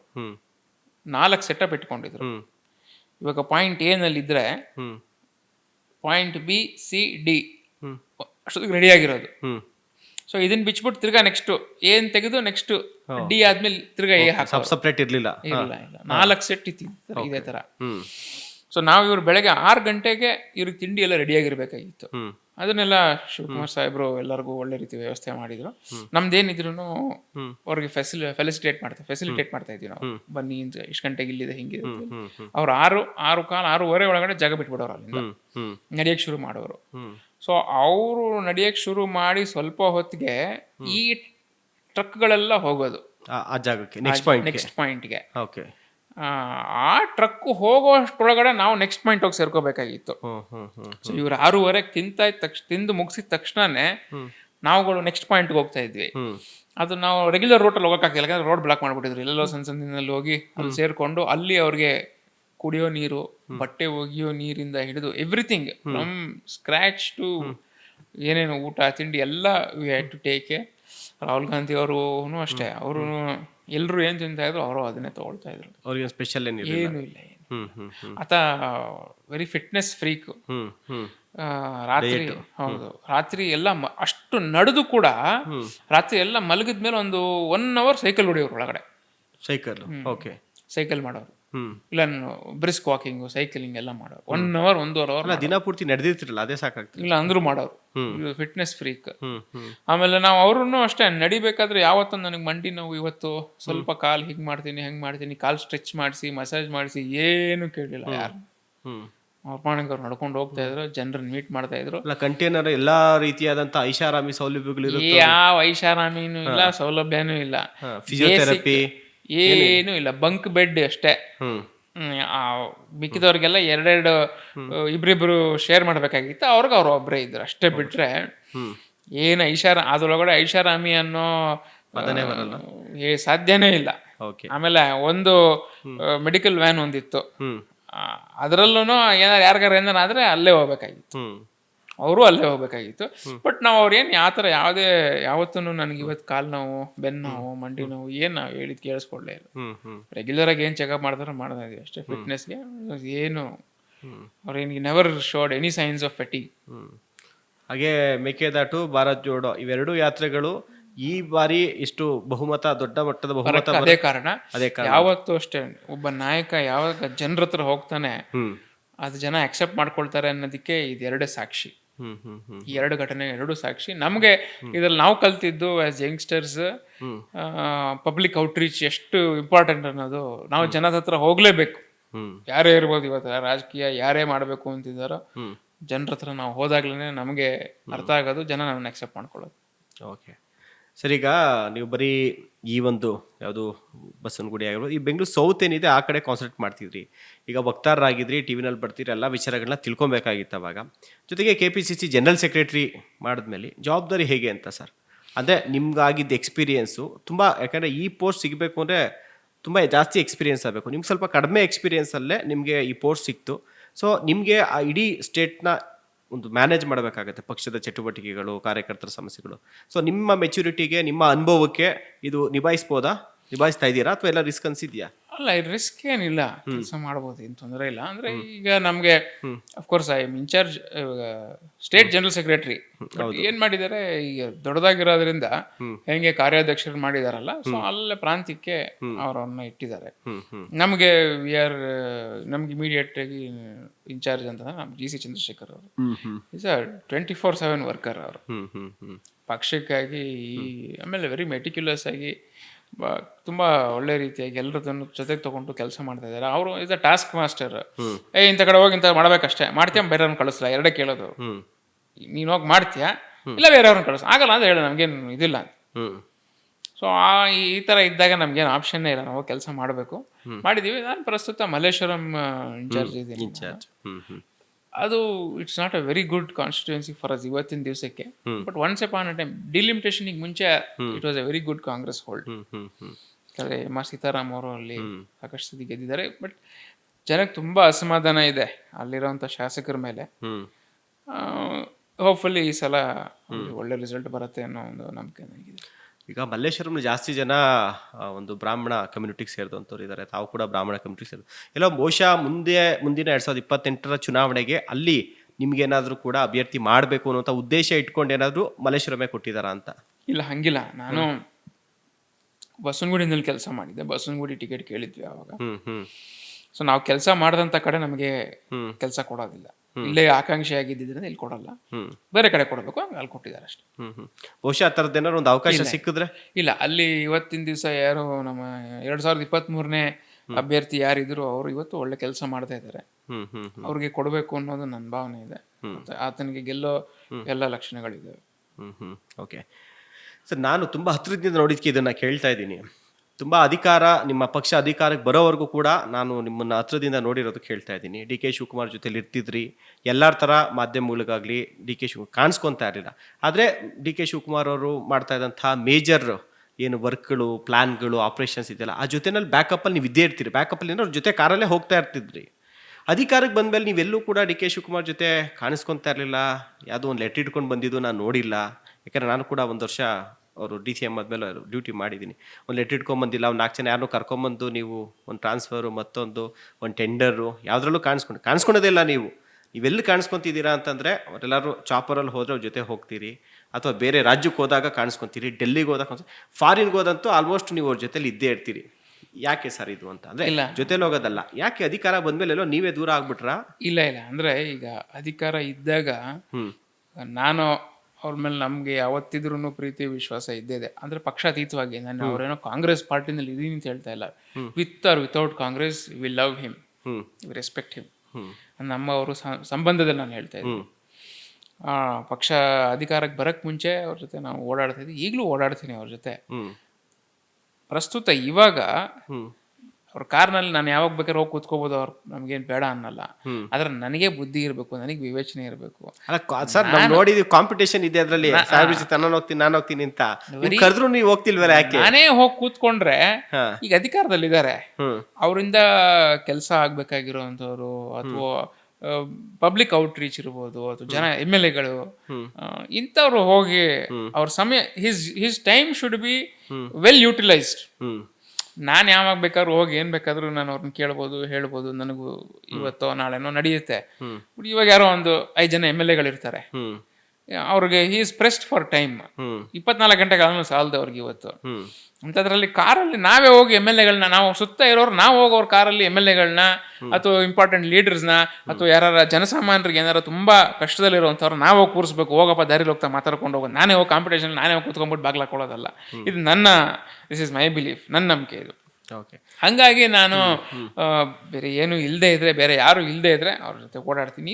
ನಾವೇ ನೀವು ಹೋಗಿ ಕೂತ್ಕೊಳ್ಳಿ ಸರ್, ಮಾತಾಡಿ ಡಿಸ್ಕಷನ್ ಮಾಡೋದಿರುತ್ತೆ. ಇವಾಗ MLAಗಳಿಗೆ ಅವ್ರ ಕ್ಷೇತ್ರಗಳನ್ನ ನೋಡ್ಕೊಳ್ಬೇಕು. ಅವ್ರ ಕ್ಷೇತ್ರ ನಾಳೆ ದಿವಸ ನಾವು ಮತ್ತೆ ಅಧಿಕಾರಕ್ಕೆ ಬರಬೇಕು ಅಂದ್ರೆ ಅವರೆಲ್ಲ ಗೆಲ್ಲಬೇಕು. ಅವು ಗೆಲ್ಲಬೇಕು ಅಂತಂದ್ರೆ ಇವತ್ತಿನ ದಿವಸ ಅಧಿಕಾರದಲ್ಲಿರೋರು ಎಲ್ಲರೂ ಅವ್ರಿಗೆ ಸಹಕಾರ ಮಾಡಬೇಕು. ಅಂಥದ್ದೇನೋ ಇರುತ್ತೆ, ಅವ್ರ ಕ್ಷೇತ್ರದಲ್ಲಿರೋಂಥ ಕೆಲಸ ಇರುತ್ತೆ. ಕಾರಲ್ಲಿ ಹೋಗ್ತಾ ಅವ್ರು ಒಂದು ಫೋನ್ ಕಾಲ್ ಮಾಡಿದ್ರೆ ಎಷ್ಟೋ ಕೆಲಸಗಳು ಸಾಲ್ವ್ ಆಗುತ್ತೆ ಅವ್ರು MLAಗಳಿಗೆ. ಅಂಥದ್ದನ್ನ ಅಟೆಂಡ್ ಮಾಡಬೇಕು ಅನ್ನೋ ನನ್ನ ಉದ್ದೇಶ. ಗುಹಾ ಅವತ್ತು ಅವ್ರನ್ನ ಅಷ್ಟೇ ಪ್ರೀತಿ ಮಾಡ್ತಾನೆ, ಇವತ್ತು ಮಾಡ್ತಾನೆ, ನಾಳೆನೂ ಅಷ್ಟೇ ಪ್ರೀತಿ ಮಾಡ್ತಾನೆ. ಅವ್ರ ಟೈಮ್ ಕರೆಕ್ಟಾಗಿ ಯೂಸ್ ಆಗಬೇಕು ಅನ್ನೋದು. ಆಮೇಲೆ ಇನ್ನೊಂದು ವಿಷಯ ನೀವು ಹೇಳಿದ್ರಿ, ಟ್ರಾನ್ಸ್ಫರು ಇದು, ಅದಕ್ಕೆ ನಾವು ಯಾವತ್ತು ಅಲ್ಲ ಸರ್, ಈಗ ಒಂದು ಪಂಚಾಯತಿ ಮೆಂಬರು ಅಧ್ಯಕ್ಷ ಆದವ್ರೆ ಒಂದು 4 ಲೆಟ್ರ್ ಇಟ್ಕೊಂಡು 10 ಜನ ಬರ್ತಾರೆ. ಬಟ್ ಗುಹಾ ಅವ್ರು ಬರ್ಬೇಕಾದಾಗ ನಾನು ನೋಡಿದೀನಿ, ಒಬ್ಬರೇ ಬರ್ತೀರಾ, ಯಾವ ಲೆಟ್ರು ಬಿಟ್ರು, ಇನ್ಯಾರನ್ನೋ ಕರ್ಕೊಂಬಂದು, ಯಾವ ಟೆಂಡರು, ಯಾಕೆಂದ್ರೆ ನಿಮ್ಗೇನು ದುಡ್ಡು ಮಾಡಬೇಕು ಅನ್ನೋ ಆಸಕ್ತಿ ಇಲ್ವಾ? ಅಲ್ಲ, ಭಗವಂತನ ದಯೆ, ನಮ್ಮ ತಂದೆ ತಾಯಿ ಆಶೀರ್ವಾದದಿಂದ, ಗುರುಗಳ ಅನುಗ್ರಹದಿಂದ ನಮ್ಮ ಪ್ರೊಫೆಷನ್ ಚೆನ್ನಾಗಿದೆ. ಅಲ್ಲಿಗೆ ಹೋಗಿ ನಾವು ದುಡ್ಡು ಸಂಪಾದನೆ ಮಾಡಬೇಕು ಅಂತ ಏನಿಲ್ಲ. ಅದಕ್ಕಿಂತ ಅಲ್ಲಿಗೆ ಹೋಗಕ್ಕೆ ಮುಂಚೆನೆ ನಾವು ಬೆನ್ಸ್ಕಾರಿಂದ ಹಿಡಿದು ಎಲ್ಲ ನೋಡಿದೀವಿ, ಚೆನ್ನಾಗಿದ್ದೀವಿ, ದೇವ್ರ ದಯೆಯಿಂದ ಚೆನ್ನಾಗಿದ್ದೀವಿ. ಒಂದು 4 ಜನಕ್ಕೆ ಸಹಾಯ ಮಾಡೋ ಅಷ್ಟು ಮಟ್ಟಿಗೆ ದೇವರು ನಮ್ಮನ್ನ ತಂದಿಟ್ಟಿದ್ದಾನೆ. ನಮ್ಮ ತಂದೆ ತಾಯಿಯವರ ಆಶೀರ್ವಾದ, ನಮ್ಮ ಹಿರಿಯರ ಆಶೀರ್ವಾದದಿಂದ ಚೆನ್ನಾಗಿದ್ದೀವಿ. ನಾವು ಅಲ್ಲಿಗೆ ಹೋಗಿ ದುಡ್ಡು ಮಾಡೋ ಅವಶ್ಯಕತೆ ನಮಗಿಲ್ಲ, ಅದು ಬೇಕಾಗೂ ಇಲ್ಲ. ಆಮೇಲೆ ಜನರ ದುಡ್ಡು ಅದು ನಮ್ಮನ್ನು ಸುಡೋದೇ ಅದು. ಯಾರು ಜನರು ದುಡ್ಡು ತಿಂತಾರೆ ಹ್ಮ್ ಅದು ಅವನನ್ನು ಸುಟ್ಟಾಕತ್ತದ ಅಂತ ನಮ್ಮ ತಂದೆಯವ್ರು ನಮ್ಗೆ ಹೇಳ್ಕೊಟ್ರು ಅಂತ ಪಾಠ. ಹಂಗಾಗಿ ಆ ದುಡ್ಡು ನಮಗೆ ಬೇಡ, ಕೆರೆ ನೀರು ಕೆರೆಗೆ ಚೆಲ್ಲಬೇಕದು. ಅಲ್ಲಿಂದ ಬಂದಿರೋದನ್ನ ಮನೆಗೆ ಯಾರು ತರ್ಕೊಡುದು. ಹ್ಮ್ ನಾಳೆ ದಿವಸ ರಾಜಕಾರಣ ನಾನು ಹೇಳ್ದಂಗೆ ಅದೃಷ್ಟ ಯಾರಿಗೇನು ಬರುತ್ತೆ ಗೊತ್ತಿಲ್ಲ. ಹ್ಮ್ ಆ ದುಡ್ಡು ಮನೆ ಬಾಗಿಲಿಗೆ ಬರ್ಕೊಡ್ದು. ಅದು ಒಳ್ಳೇದು ಮಾಡೋದಿಲ್ಲ ಅದು. ಹ್ಮ್ ಆ ದುಡ್ಡು ಜನರದ್ದು ಏನಿದೆ ಅದು ಅವ್ರಾಗೆ ಸದ್ಬಳಕೆ ಆಗ್ಬೇಕಷ್ಟೇ. ಇದು ನನ್ನ ನಂಬಿಕೆ. ಆಮೇಲೆ ಅದಕ್ಕೋಸ್ಕರ ನಾನು ಯಾವತ್ತೂ ಟ್ರಾನ್ಸ್ಫರ್ ಮಾಡಿಕೊಡಿ ಸರ್, ಇದು ಮಾಡಿಕೊಡಿ ಸರ್. ಆಮೇಲೆ ಯಾವುದೋ ಒಂದು ನನ್ನ ಕ್ಲಾಸ್ಮೇಟೋ ನಂಗೆ ಪರಿಚಯ ಇರೋ ಆ ಥರ ಯಾವುದೋ ಒಂದು ಕೇಳಿದಾಗ ಗುಡ್ ವಿಲ್ ಮೇಲೆ ಮಾಡ್ಕೊಡ್ತಾರೆ ಅಂತ. ಅದು ಯಾವುದು ಬಂದಿಲ್ಲ ನಮಗೆ ಕೇಳೋ ಒಂದು ಅವಶ್ಯಕತೆ ಇಲ್ಲ. ಅಥವಾ ಕಮರ್ಷಿಯಲ್ ಆಗಿ ನಮಗೆ ಮಾಡಬೇಕು ಅನ್ನೋ ನಮಗೇನಿಲ್ಲ. ಹಂಗಾಗಿ ನಾನು ಈ ಥರ ವಿಷಯಕ್ಕೆ ನಾನು ಕೈ ಹಾಕೋದು ಇಲ್ಲ. ಓಕೆ. ಇನ್ನೊಂದು ಸರ್, ಇದು ನನಗೆ ಗೊತ್ತಿದೆಯಲ್ಲೋ, ನಾನು ಒಂದಷ್ಟು ಕೇಳ್ಕೊಂಡಿರೋಂಥದ್ದು, ಈಗ ಡಿ ಕೆ ಶಿವಕುಮಾರ್ ಅವರು ಎಲ್ಲಾದರೂ ಹೋಗಬೇಕು, ಚಾಪರ್ ಅಂದರೆ ಹೆಲಿಕಾಪ್ಟರ್ಸ್ಗಳು ಬೇಕು ಅಂತಂದಾಗ, ಅಥವಾ ಫಾರಿನ್ಗೆ ಹೋಗಬೇಕು ಅಂತಂದಾಗ ಗೋವಾರ್ಗೊಂದು ಫೋನ್ ಮಾಡ್ತಾರೆ. ಗೋವರೆಲ್ಲನೂ ಕೂಡ ಅವ್ರಿಗೆ ಯಾವುದೇ ರೀತಿ ಬೇಕು ಎಲ್ಲ ಅರೇಂಜ್ಮೆಂಟ್ ಮಾಡಿಕೊಡ್ತಾರೆ ಅನ್ನೋದು ಕೇಳಿದ್ದೀನಿ. ನಿಜಾನ ಸುಳ್ಳು ಸರ್? ಇಲ್ಲ ಸುಳ್ಳು. ಇದು ನಾನು ಗುಹಾ ಒಬ್ಬನೇ. ಡಿ ಕೆ ಶಿವಕುಮಾರ್ ಅವರು ಹಲೋ ಅಂದ್ರೆ ತುಂಬಾ ಪರ್ಸನಲ್ ಆಗಿ ಇಲ್ಲ ಏನಿಲ್ಲ. ಡಿ ಕೆ ಶಿವಕುಮಾರ್ ಸಾಹೇಬರು ಹಲೋ ಅಂದ್ರೆ ಎಂಟೈರ್ ಜಗತ್ತಲ್ಲಿ ಅವ್ರಿಗೆ ಇಂಥ ಕಡೆ ಜನ ಇಲ್ಲ ಅಂತಾನೆ ಇಲ್ಲ. ಅಂದ್ರೆ ಪ್ರೀತಿಯಿಂದ ವಿಶ್ವಾಸದಿಂದ ಅವ್ರನ್ನ ರಿಸೀವ್ ಮಾಡಿಕೊಂಡು ಅವ್ರಿಗೆ ಫಸ್ಟ್ ಆಫ್ ಆಲ್ ಅವ್ರ ಭಗವಂತ ಎಲ್ಲಾ ರೀತಿಯ ಶಕ್ತಿ ಕೊಟ್ಟಿದ್ದಾನೆ. ಅವ್ರಿಗೆ ಯಾರ್ದು ಏನು ಬೇಕಾಗಿಲ್ಲ. ಅದಕ್ಕೆ ಪೂರಕ ಅನ್ನಂತೆ ಸಾಕಷ್ಟು ಅವರು ಹೆಲಿಕಾಪ್ಟರ್ ಹೋಗುವಾಗ ನೀವು ಜೊತೆನಲ್ಲಿ ಅವರು ವಿಶ್ವಾಸದ ಮೇಲೆ ಪ್ರೀತಿಯಿಂದ ಕೆಲವು ಸಲ ಬರ್ತೇನಪ್ಪ ಬಾ ಅಂತ ಕರ್ಕೊಂಡು ಹೋಗಿದ್ದಾರೆ. ಅಂತ ಕಡೆ ನಾನು he has given me an opportunity to travel with him ಅಷ್ಟೇ ಹೊರತು ನಾವು ಏನೋ ನಮ್ಮಿಂದ ಏನು ಅಂತ ಏನು ಇಲ್ಲ. ಅದು ಸುಳ್ಳು. ಆಮೇಲೆ ನನ್ನಂತವ್ರು ಬೇಕಾದಷ್ಟು ಜನ ಇದ್ದಾರೆ. ಅವ್ರಿಗೆ ಒಬ್ಬ ನಮ್ಮನ್ನ ಅಷ್ಟು ಪ್ರೀತಿ ಇಟ್ಟು ವಿಶ್ವಾಸದಿಂದ ನಮ್ಮನ್ನ ಕರ್ಕೊಂಡು ಹೋಗೋದಕ್ಕೆ ವಿ ಆರ್ ವೆರಿ ಗ್ರೇಟ್ಫುಲ್. ನಾನು ಅವ್ರಿಗೂ ಹೇಳಿದ್ದೀನಿ. ನಾನು ಅವ್ರ ಜೊತೆ ಎಲ್ಲೇ ಅವ್ರು ನಮ್ಮನ್ನ ಕರ್ಕೊಂಡೋಗಿ ಬಂದ್ರು ನಾವು ಮನೆಗೆ ಹೊರಟು ಬರಕ್ ಮುಂಚೆ thank you sir for the opportunity ಅಂತ ಹೇಳ್ಬಿಟ್ಟು ಬರ್ತೀನಿ. ಇನ್ನೊಂದು ಇದೇ ರೀತಿ ನಮಗೆ AICC ಬೆಳಗಾಂನಲ್ಲಿ ಸೆಷನ್ ನಡೆದಾಗ ನನಗೆ ಒಳಗಡೆ ಇರ್ಲಿಕ್ಕೆ ಒಂದು ಅವಕಾಶ ಮಾಡಿಕೊಟ್ರು. ದಟ್ ವಾಸ್ ಸೆಷನ್ ಒಳಗಡೆ ಇರ್ಲಿಕ್ಕೆ ನಾನು ಅವಕಾಶ ಮಾಡಿಕೊಟ್ರು. ಅವತ್ತು ನಾನು ಹೇಳಿ ಬಂದೆ ಅವ್ರಿಗೆ, MP ಗಳು MLAಗಳು ಒಳಗಡೆ ಇರಕ್ಕಾಗ್ಲಿಲ್ಲ ಅವತ್ತು ಸರ್, ನಾನಿದ್ದೆ ಒಳಗಡೆ ಇವತ್ತು, ನಿಮ್ಮಿಂದ ಇದು ಅಂತ ಹೇಳಿ ನಾನು ಅವತ್ತು ಥ್ಯಾಂಕ್ ಯು. ಆ ಥರ ನಮಗೆ ಒಳ್ಳೆ ಆಪರ್ಚುನಿಟಿಗಳು ಕೊಟ್ಟಿದ್ದಾರೆ. ಕುಂಭಮೇಳ ಎಕ್ಸ್ಪೀರಿಯನ್ಸ್ ಹೇಗಿತ್ತು ಸರ್? ಅದ್ಭುತವಾಗಿತ್ತು, ಮ್ಯಾಜಿಕಲ್, ಅದ್ಭುತವಾಗಿ. ಅಲ್ಲಿ ಡಿ ಕೆ ಶಿವಕುಮಾರ್ಗೆ ಒಂದಷ್ಟು ವಿಶೇಷವಾದಂತಹ ಒಂದಷ್ಟು ಭದ್ರತೆಗಳಾಗಿರ್ಬೋದು, ಜೊತೆಗೆ ಒಂದು ಪ್ರೋಟೋಕಾಲ್ ಎಲ್ಲ ಮೇಂಟೈನ್ ಆಯಿತು. ಅದು ಒಂದು ಸುದ್ದಿ ಆಯಿತು. ನೀವು ನೋಡಿದಂಗೆ ಜೊತೆನಲ್ಲೇ ನೀವಿದ್ರಿ, ಆ ನದಿನಲ್ಲಿ ಸ್ನಾನ ಮಾಡ್ಕೊಂಡು ಜೊತೆನಲ್ಲೇ ಇದ್ರಿ. ಅದು ಅನುಭವ ಹೇಗಿತ್ತು ಸರ್? ಅಲ್ಲಿ ಹೇಗೆ ನಡೆಸ್ಕೊಂಡ್ರು ಡಿ ಕೆ ಶಿವಕುಮಾರನ್ನ? ನಾನು words I run out of words. ಅಷ್ಟು ಚೆನ್ನಾಗಿ ಅವ್ರನ್ನ ಅಲ್ಲಿ ಇಳಿದಿದ್ದ ಕ್ಷಣದಿಂದ ಮನೆಯಲ್ಲಿ 20 ಜನ ಬಂದ್ಬಿಟ್ರೆ ಕಂಗಾಲಾಗಿ ಹೋಗ್ತೀವಿ ನಾವು, ಏನಪ್ಪ ಕೊಡೋದು, ಏನ್ ಮಾಡೋದು ಅಂತ. ಅಂಥದ್ರಲ್ಲಿ ಅವ್ರು 65 ಕೋಟಿ ಅಂತ ಹೇಳ್ತಾರೆ, ಬೇಡ 50 ಇಟ್ಕೊಳ್ಳಿ. ದಿನಾಗ್ಲೂ 3 ಕೋಟಿ ಜನ, ರಸ್ತೆನಲ್ಲಿ ಜಾಗನೇ ಇಲ್ಲ, ಎಲ್ಲಾ ಕಡೆ ಜಾಮ್. ಎಷ್ಟು ಶಿಸ್ತಾಗಿ ನಡ್ಕೊಂಡು ಹೋಗ್ತಾ ಇದಾರೆ ಜನ ಅಂದ್ರೆ, ರೋಡಿಗೆ ಬರೋದು ಏನು ಇಲ್ಲ, ಅವ್ರ ಪಾಣಿಗೆ ರೌಂಡ್ ಸೈಡಲ್ಲಿ ಹೋಗ್ತಾ ಇದ್ದಾರೆ. ತುಂಬಾ ಒಳ್ಳೆ ವ್ಯವಸ್ಥೆ ಮಾಡಿದ್ರು. ನಾವು ಇಳಿದಾಗ ಅಲ್ಲಿ ಇಂಡಸ್ಟ್ರೀಸ್ ಮಿನಿಸ್ಟ್ರು, ಪ್ರಯಾಗ್ರಾಜ್ MLA ಅವರು, ನಂದಗೋಪಾಲ್ ನಂದಿ ಅಂತ ಹೇಳಿ ಅವರು, BJPಯ ಹಿರಿಯ ನಾಯಕರವರು, ಅವರೇ ಬಂದು ಖುದ್ದಾಗಿ ರಿಸೀವ್ ಮಾಡಿದ್ರು. ಅವ್ರು ಬರೋದೊಂದು 10 ನಿಮಿಷ ಲೇಟ್ ಆಯ್ತು. ಅದಕ್ಕಿಂತ ಮುಂಚೆ ಅವರು ಡೆಪ್ಟಿ ಮಿನಿಸ್ಟರ್ ಬಂದು ಇವ್ರನ್ನ ರಿಸೀವ್ ಮಾಡಿ ಸ್ವಲ್ಪ ತಿಂಡಿ ವ್ಯವಸ್ಥೆ ಎಲ್ಲ ಮಾಡಿಕೊಟ್ಟು, ನಂದಗೋಪಾಲ್ ನಂದಿ ಅವರು ಬಂದ ತಕ್ಷಣ ಅವ್ರದ್ದೇ ಗಾಡಿ ತಗೊಂಡ್ಬಂದಿದ್ರು. ಆ ಗಾಡಿಗಳನ್ನೆಲ್ಲ ಎಸ್ಕಾರ್ಟ್ ಜೊತೆ ಪೂರ್ತಿ ಕರ್ಕೊಂಡೋಗಿ, ಅಷ್ಟೆಲ್ಲ ಭದ್ರತೆ ಇದ್ರೂ ಕೂಡ ನಮಗೆ ಅಲ್ಲಿಂದ ಸ್ನಾನಘಟ್ಟಕ್ಕೆ ಹೋಗೋ ತನಕ 1.5 ಗಂಟೆ ಕಾಲ ಆಯ್ತು. ಇರೋದು 8 ಕಿಲೋಮೀಟರ್ ಅಷ್ಟೇ. ಅದು ಪ್ರೋಟೋಕಾಲು ಭದ್ರತೆ ಎಲ್ಲ ಇದ್ದೂನು ಆಮೇಲೆ ಯಾವ್ಯಾವ ರೀತಿ ಕರ್ಕೊಂಡೋದ್ರು ಅಂತ ನಾನು ಹೇಳಕ್ಕೆ ಆಗೋದಿಲ್ಲ. ಆ ತರ ಪಾಪ ಎಲ್ಲ ಸಂಧಿ ಬಂದಿಂದಲ್ಲಿ ಕರ್ಕೊಂಡೋಗಿ ಎಲ್ಲೂ ನಿಲ್ದೇ ಇರೋ ಅಂದ್ರೂ 1.25 ಗಂಟೆ 1.5 ಗಂಟೆ ಕಾಲ ಆಯ್ತು. ಮತ್ತಿನ್ನು ಸಾಮಾನ್ಯರ ಬಗ್ಗೆ ಯೋಚನೆ ಮಾಡಿ, ನಾನು ಆಕ್ಚುಲಿ ಫ್ಲೈಟ್ ಇಂದ ಬರ್ಬೇಕಾದ್ರೆ ಕಾಣಿಸ್ತಾ ಇತ್ತು ರೋಡ್, ನಮ್ಗೆ ಲ್ಯಾಂಡ್ ಆಗ್ಬೇಕಾದ್ರೆ ಎಲ್ಲ ಕಡೆ ಬರೀ ಕಾರೇ ಜಾಮ್ ಆಗೋಗಿದೆ. ಆ ಥರ ನಮ್ಮನ್ನ ಅಲ್ಲಿ ಕರ್ಕೊಂಡೋಗಿ VIP ಗಳಿಗೇನೆ ಒಂದು ಸೆಕ್ಷನ್ ಮಾಡಿದ್ರು, ಅವ್ರಿಗೆಲ್ಲ ಸ್ನಾನಕ್ಕೆ ವ್ಯವಸ್ಥೆ ಮಾಡಿದ್ರು. ನಾವು ಅಲ್ಲಿ ಸ್ನಾನ ಮಾಡಿ, ಕೆರೆ ಸ್ವಾಮಿಗಳು ನಮ್ಮ ಜೊತೆ ಬಂದಿದ್ರು, ಅವ್ರು ನಮಗೆಲ್ಲ ಸಂಕಲ್ಪ ಮಾಡಿಸಿದ್ರು. ನಮಗೆಲ್ಲ ಸಂಕಲ್ಪ ಮಾಡಿಸಿ ನಾವೆಲ್ಲ ಸ್ನಾನ ಮಾಡಿದ್ವಿ. ನಮ್ಮ ಮನಸ್ಸಲ್ಲಿ ಏನೇನು ಪ್ರಾರ್ಥನೆ ಇತ್ತೋ ಎಲ್ಲರೂ ಮಾಡಿಕೊಂಡು ಅಲ್ಲಿಂದ VIP ಕ್ಯಾಂಪ್ ಮಾಡಿದ್ರು. ಅಲ್ಲಿಗೆ ನಮಗೆಲ್ಲ ಊಟದ ವ್ಯವಸ್ಥೆ ಮಾಡಿದ್ರು. ಊಟ ಮಾಡಿಕೊಂಡು ಒಂದು 1 hour ಅಲ್ಲಿ ರೆಸ್ಟ್ ಮಾಡಿದ್ರು. ಮತ್ತೆಲ್ಲ ಜನ ಬಂದರು ಅಲ್ಲೂ, ಯಾಕಂದ್ರೆ ತುಂಬಾ ಜನ ಕರ್ನಾಟಕದಿಂದ ಬಂದಿದ್ದಾರಲ್ಲ, ಹೌದೌದು ಇವ್ರು ಇದಾರೆ ಅಂದ ತಕ್ಷಣ ಎಲ್ಲ ಅಲ್ಲಿಗೆ ಬಂದಿದ್ರು. ಅವ್ರನ್ನೆಲ್ಲರೂ ಅವ್ರು ಮಾತಾಡಿಸಿ ಫೋಟೋ ತಗ್ಸ್ಕೊಂಡು ಒಂದು 10 ನಿಮಿಷ ಅವ್ರಿಗೆಲ್ಲ ಜೋಕ್ ಮಾಡ್ಕೊಂಡು ಮಾತಾಡ್ಕೊಂಡು ಅಲ್ಲಿಂದ ಹೊರಡ್ಬೇಕಾದ್ರೆ ಸಾಹೇಬ್ರು DCM ಅವ್ರು ಏನು ಹೇಳಿದ್ರು, ಅವ್ರ ಮಿನಿಸ್ಟ್ರಿಗೆ, ನೀನು ತುಂಬಾ ಚೆನ್ನಾಗಿ ನೋಡ್ಕೊಂಡಿದ್ಯಪ್ಪ ನಮ್ಮನ್ನ, ನಾವು ಹೋಗಿ ಬರ್ತೀವಿ, ನೀವು ಕೆಲಸ ನೋಡಿ ಮುಂದುವರ್ಸು, ನನ್ನ ಜೊತೆನೇ ಏನು ಇರಬೇಡ. ಯಾಕಂದ್ರೆ ಒಂದು ಕ್ಷಣನೂ ನಮ್ಮನ್ನು ಬಿಟ್ಟು ಅಲ್ಲಾಡ್ಲಿಲ್ಲ ಅವರು, DCM ಅವ್ರನ್ನ ಬಿಟ್ಟು ಅಲ್ಲಾಡ್ಲಿಲ್ಲ ಅವರು. ನಾವು ಬಂದಾಗಿಂದ ಅಲ್ಲಿವರೆಗೂ ಒಂದು ಕ್ಷಣ ಅವ್ರ ಜೊತೆನೆ ಊಟಕ್ಕೆ ಕೂತ್ಕೊಂಡ್ರು ಎಲ್ಲ. ನಮ್ಮ ಮೇಡಮ್ ಅವ್ರನ್ನ ಅಷ್ಟು ಚೆನ್ನಾಗಿ ನೋಡ್ಕೊಂಡ್ರು. ಅಲ್ಲಿಂದ ಹೊರಡ್ತಿದೀವಪ್ಪ ನಾವು ಹೇಳಿದಾಗ, ಎಲ್ಲಿ ಸಾಧ್ಯನೇ ಇಲ್ಲ, ನನಗೆ ಇನ್ಸ್ಟ್ರಕ್ಷನ್ ಇದೆ, ನಾನೇ ನಿಮ್ಮನ್ನ ಏರ್ಪೋರ್ಟಿಗೆ ಬಿಡಬೇಕು, ನಾನೇ ಬರ್ತೀನಿ, ಟ್ರಾಫಿಕ್ ತುಂಬಾ ಇದೆ, ನೀವು ನನ್ನ ಕಾರಲ್ಲಿ ಬನ್ನಿ ಅಂತೇಳಿ ಅವ್ರದ್ದೇ ಕಾರ್ನಲ್ಲಿ ಸಾಹೇಬ್ರನ್ನ ಕೂರಿಸ್ಕೊಂಡು, ನಮಗೆಲ್ಲ ಬೇರೆ ಕಾರ್ ವ್ಯವಸ್ಥೆ ಮಾಡಿ ಕೂರಿಸ್ಕೊಂಡು ಕರ್ಕೊಂಡೋಗಿ, ಅದು ವಾಪಸ್ ಬರ್ತಾ ನಮ್ದು ಫ್ಲೈಟು ಪಾರ್ಕಿಂಗ್ ಮಾಡಕ್ ಬಿಡ್ತಾ ಇರ್ಲಿಲ್ಲ, ಏನಾದ್ರು ಸ್ವಲ್ಪ ಸಣ್ಣ ಸಮಸ್ಯೆ ಆಯ್ತು. ಕೂಡಲೇ ATCಗೆ ಫೋನ್ ಮಾಡಿ, ಇಲ್ಲ ಅವರು ಪ್ರಯಾರಿಟಿ ಕೊಡಿ, ಅವರಿಗೆ ಮುಖ್ಯಮಂತ್ರಿಗಳಿಂದ ನಮ್ಗೆ ಆದೇಶ ಇದೆ ಅಂತ ಹೇಳಿ. ಇದು ಸಪರೇಟ್ ಫ್ಲೈಟ್ ಅಲ್ಲಿ ಹೋಗಿದ್ದಿದೆ ಸರ್? ಇಲ್ಲ, ವಾಪಸ್ ಬರ್ತಾ ಮಾತ್ರ ಹೋಗ್ತಾ ರೆಗ್ಯುಲರ್ ಕಮರ್ಷಿಯಲ್ ಫ್ಲೈಟ್ ಅಲ್ಲಿ ಹೋಗಿದ್ವಿ. ವಾಪಸ್ ಬರ್ತಾ ಮಾತ್ರ ಬೇರೆ ಫ್ಲೈಟ್ ಅಲ್ಲಿ ಬಂದಿದ್ವಿ.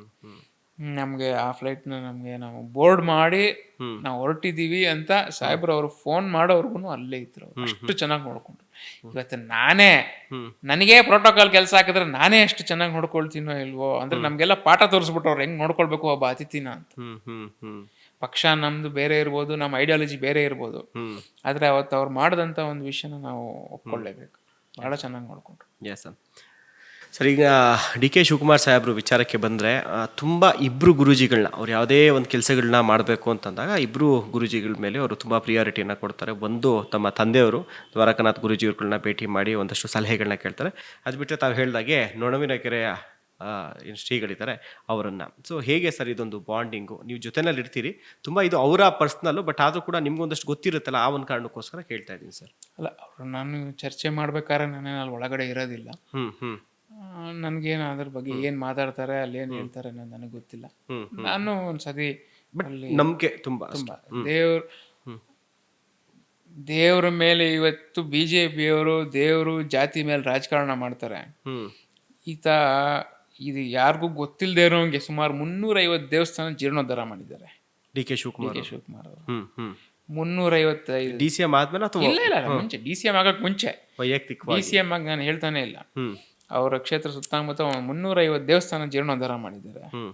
ಯಾರೇ ನೀವು ಯಾವ ದೇವ್ರು ಅಂತ ಕರೆದು ತೀರ್ಥ ಕೊಡಿ ಎಷ್ಟು ಭಕ್ತಿಯಿಂದ ತಗೊಳ್ತಾರೆ. ನಮ್ಮವರೇ, ನಮ್ಮ ಬ್ರಾಹ್ಮಣರಿಗೇನೆ ಎಷ್ಟೋ ಜನಕ್ಕೆ ದೇವ್ರು ನಮ್ಗೆ ಅದಕ್ಕೇನು ಹಿಂಗೆ ನೀವು ಪೂಜೆ ಮಾಡ್ಬೇಕು ಅಂತ ಕೇಳ್ತಾರೆ. ಆದ್ರೆ ಈತ ಮಾತ್ರ ನಾನು ಅಷ್ಟು ಭಕ್ತಿ ದೇವರಲ್ಲಿ, ಗುರುಗಳಲ್ಲಿ, ತಂದೆ ತಾಯಿನಲ್ಲಿ ಅಷ್ಟು ಭಕ್ತಿ ಮಾಡ್ತಾರೆ. ಅದನ್ನ ಇವತ್ತಿನ ದಿವಸ ಕರ್ನಾಟಕದಲ್ಲ, ಇಂಡಿಯಾದಲ್ಲೇನೆ ಬೆರಳೆಣಿಕೆ ರಾಜಕಾರಣಿಗಳು ಓಪನ್ ಆಗಿ ಎದೆ ತಟ್ಕೊಂಡು, ಹೌದು ನನ್ನ ದೇವ್ರು ನಾನು ಮಾಡ್ತೀನಿ ಅನ್ನೋದು ಹೇಳ್ಕೊಂಡು, ಬೆಳಗಾಂನಲ್ಲೂ ಅಷ್ಟೇ, ನೀವು ಅವ್ರ ಅಭಿಷೇಕ ಮಾಡಿದ್ ನೋಡಿದೀರಾ? ಹೌದು, ಸೆಷನ್ ನಡಿಬೇಕಾದ್ರೆ ಕೈಯಲ್ಲಿ ಜಪಮಾಲೆ ಹಿಡ್ಕೊಂಡು ಅಭಿಷೇಕ ಮಾಡಿದ್ದಾರೆ. ಹೌದು, ಎಷ್ಟು ಜನಕ್ಕೆ ಆ ರೀತಿ ಭಕ್ತಿ ಬರುತ್ತೆ. ಆಮೇಲೆ ಆತ ನಾನ್ ವೆಜ್ ತಿನ್ನೋದಿಲ್ಲ ಅಷ್ಟು. ಅವ್ರ ಮನೆಯವ್ರಂತೂ ಚಂಡಿ ಪಾರಾಯಣ ಓದ್ತಾರ, ಅವ್ರು ಮನೇಲಿ ದುರ್ಗಾ ಸಪ್ತಶತಿ ಪಾರಾಯಣನೇ ಓದ್ತಾರ ಮೇಡಮ್ ಅವರು. ಅಷ್ಟು ದೇವ್ರ ಭಕ್ತಿ ಇದೆ ಅವ್ರಿಗೆ. ಮನೆಯವ್ರು ಎಲ್ರು ಅಷ್ಟೇ ಸುಸಂಸ್ಕೃತರು ಅವರು. ಮನೆಯವರು, ಮಕ್ಕಳಾಗ್ಲಿ ಅವರಾಗ್ಲಿ ಎಲ್ಲ they're all very well educated. ತಂದೆಗೆ ಇಷ್ಟೊಂದು ಅಧಿಕಾರ ಇದೆ ಅಂತ ಹೇಳಿ ಏನೋ ಅವೆಲ್ಲ ನಾ ಯಾವತ್ತೂ ನೋಡಿಲ್ಲ ಅವ್ರ ಮನೆಯಲ್ಲಿ. ಅವ್ರ ದೇವ್ರ ಬಗ್ಗೆ ನಂಬಿಕೆ ಅವ್ರಿಗಿರೋ ಅಷ್ಟು ಬಹುಶಃ ನಾನು ಹೇಳದ್ನಲ್ಲ, ಇಂಡಿಯಾದಲ್ಲೇನೆ ಬೆರಳೆಣಿಕೆ ಅಷ್ಟು ರಾಜಕಾರಣಿಗಳಷ್ಟೇ. ಆಮೇಲೆ ತೋರಿಕೆಗೋಸ್ಕರ ಏನಲ್ಲ, ಇವತ್ತಿಂದ ನಾನು ಹೇಳ್ತಿರೋ, ನಾನು ಚಿಕ್ಕ ವಯಸ್ಸಾದಾಗಿಂದ ನಾನು ನೋಡಿದ್ದೀನಿ.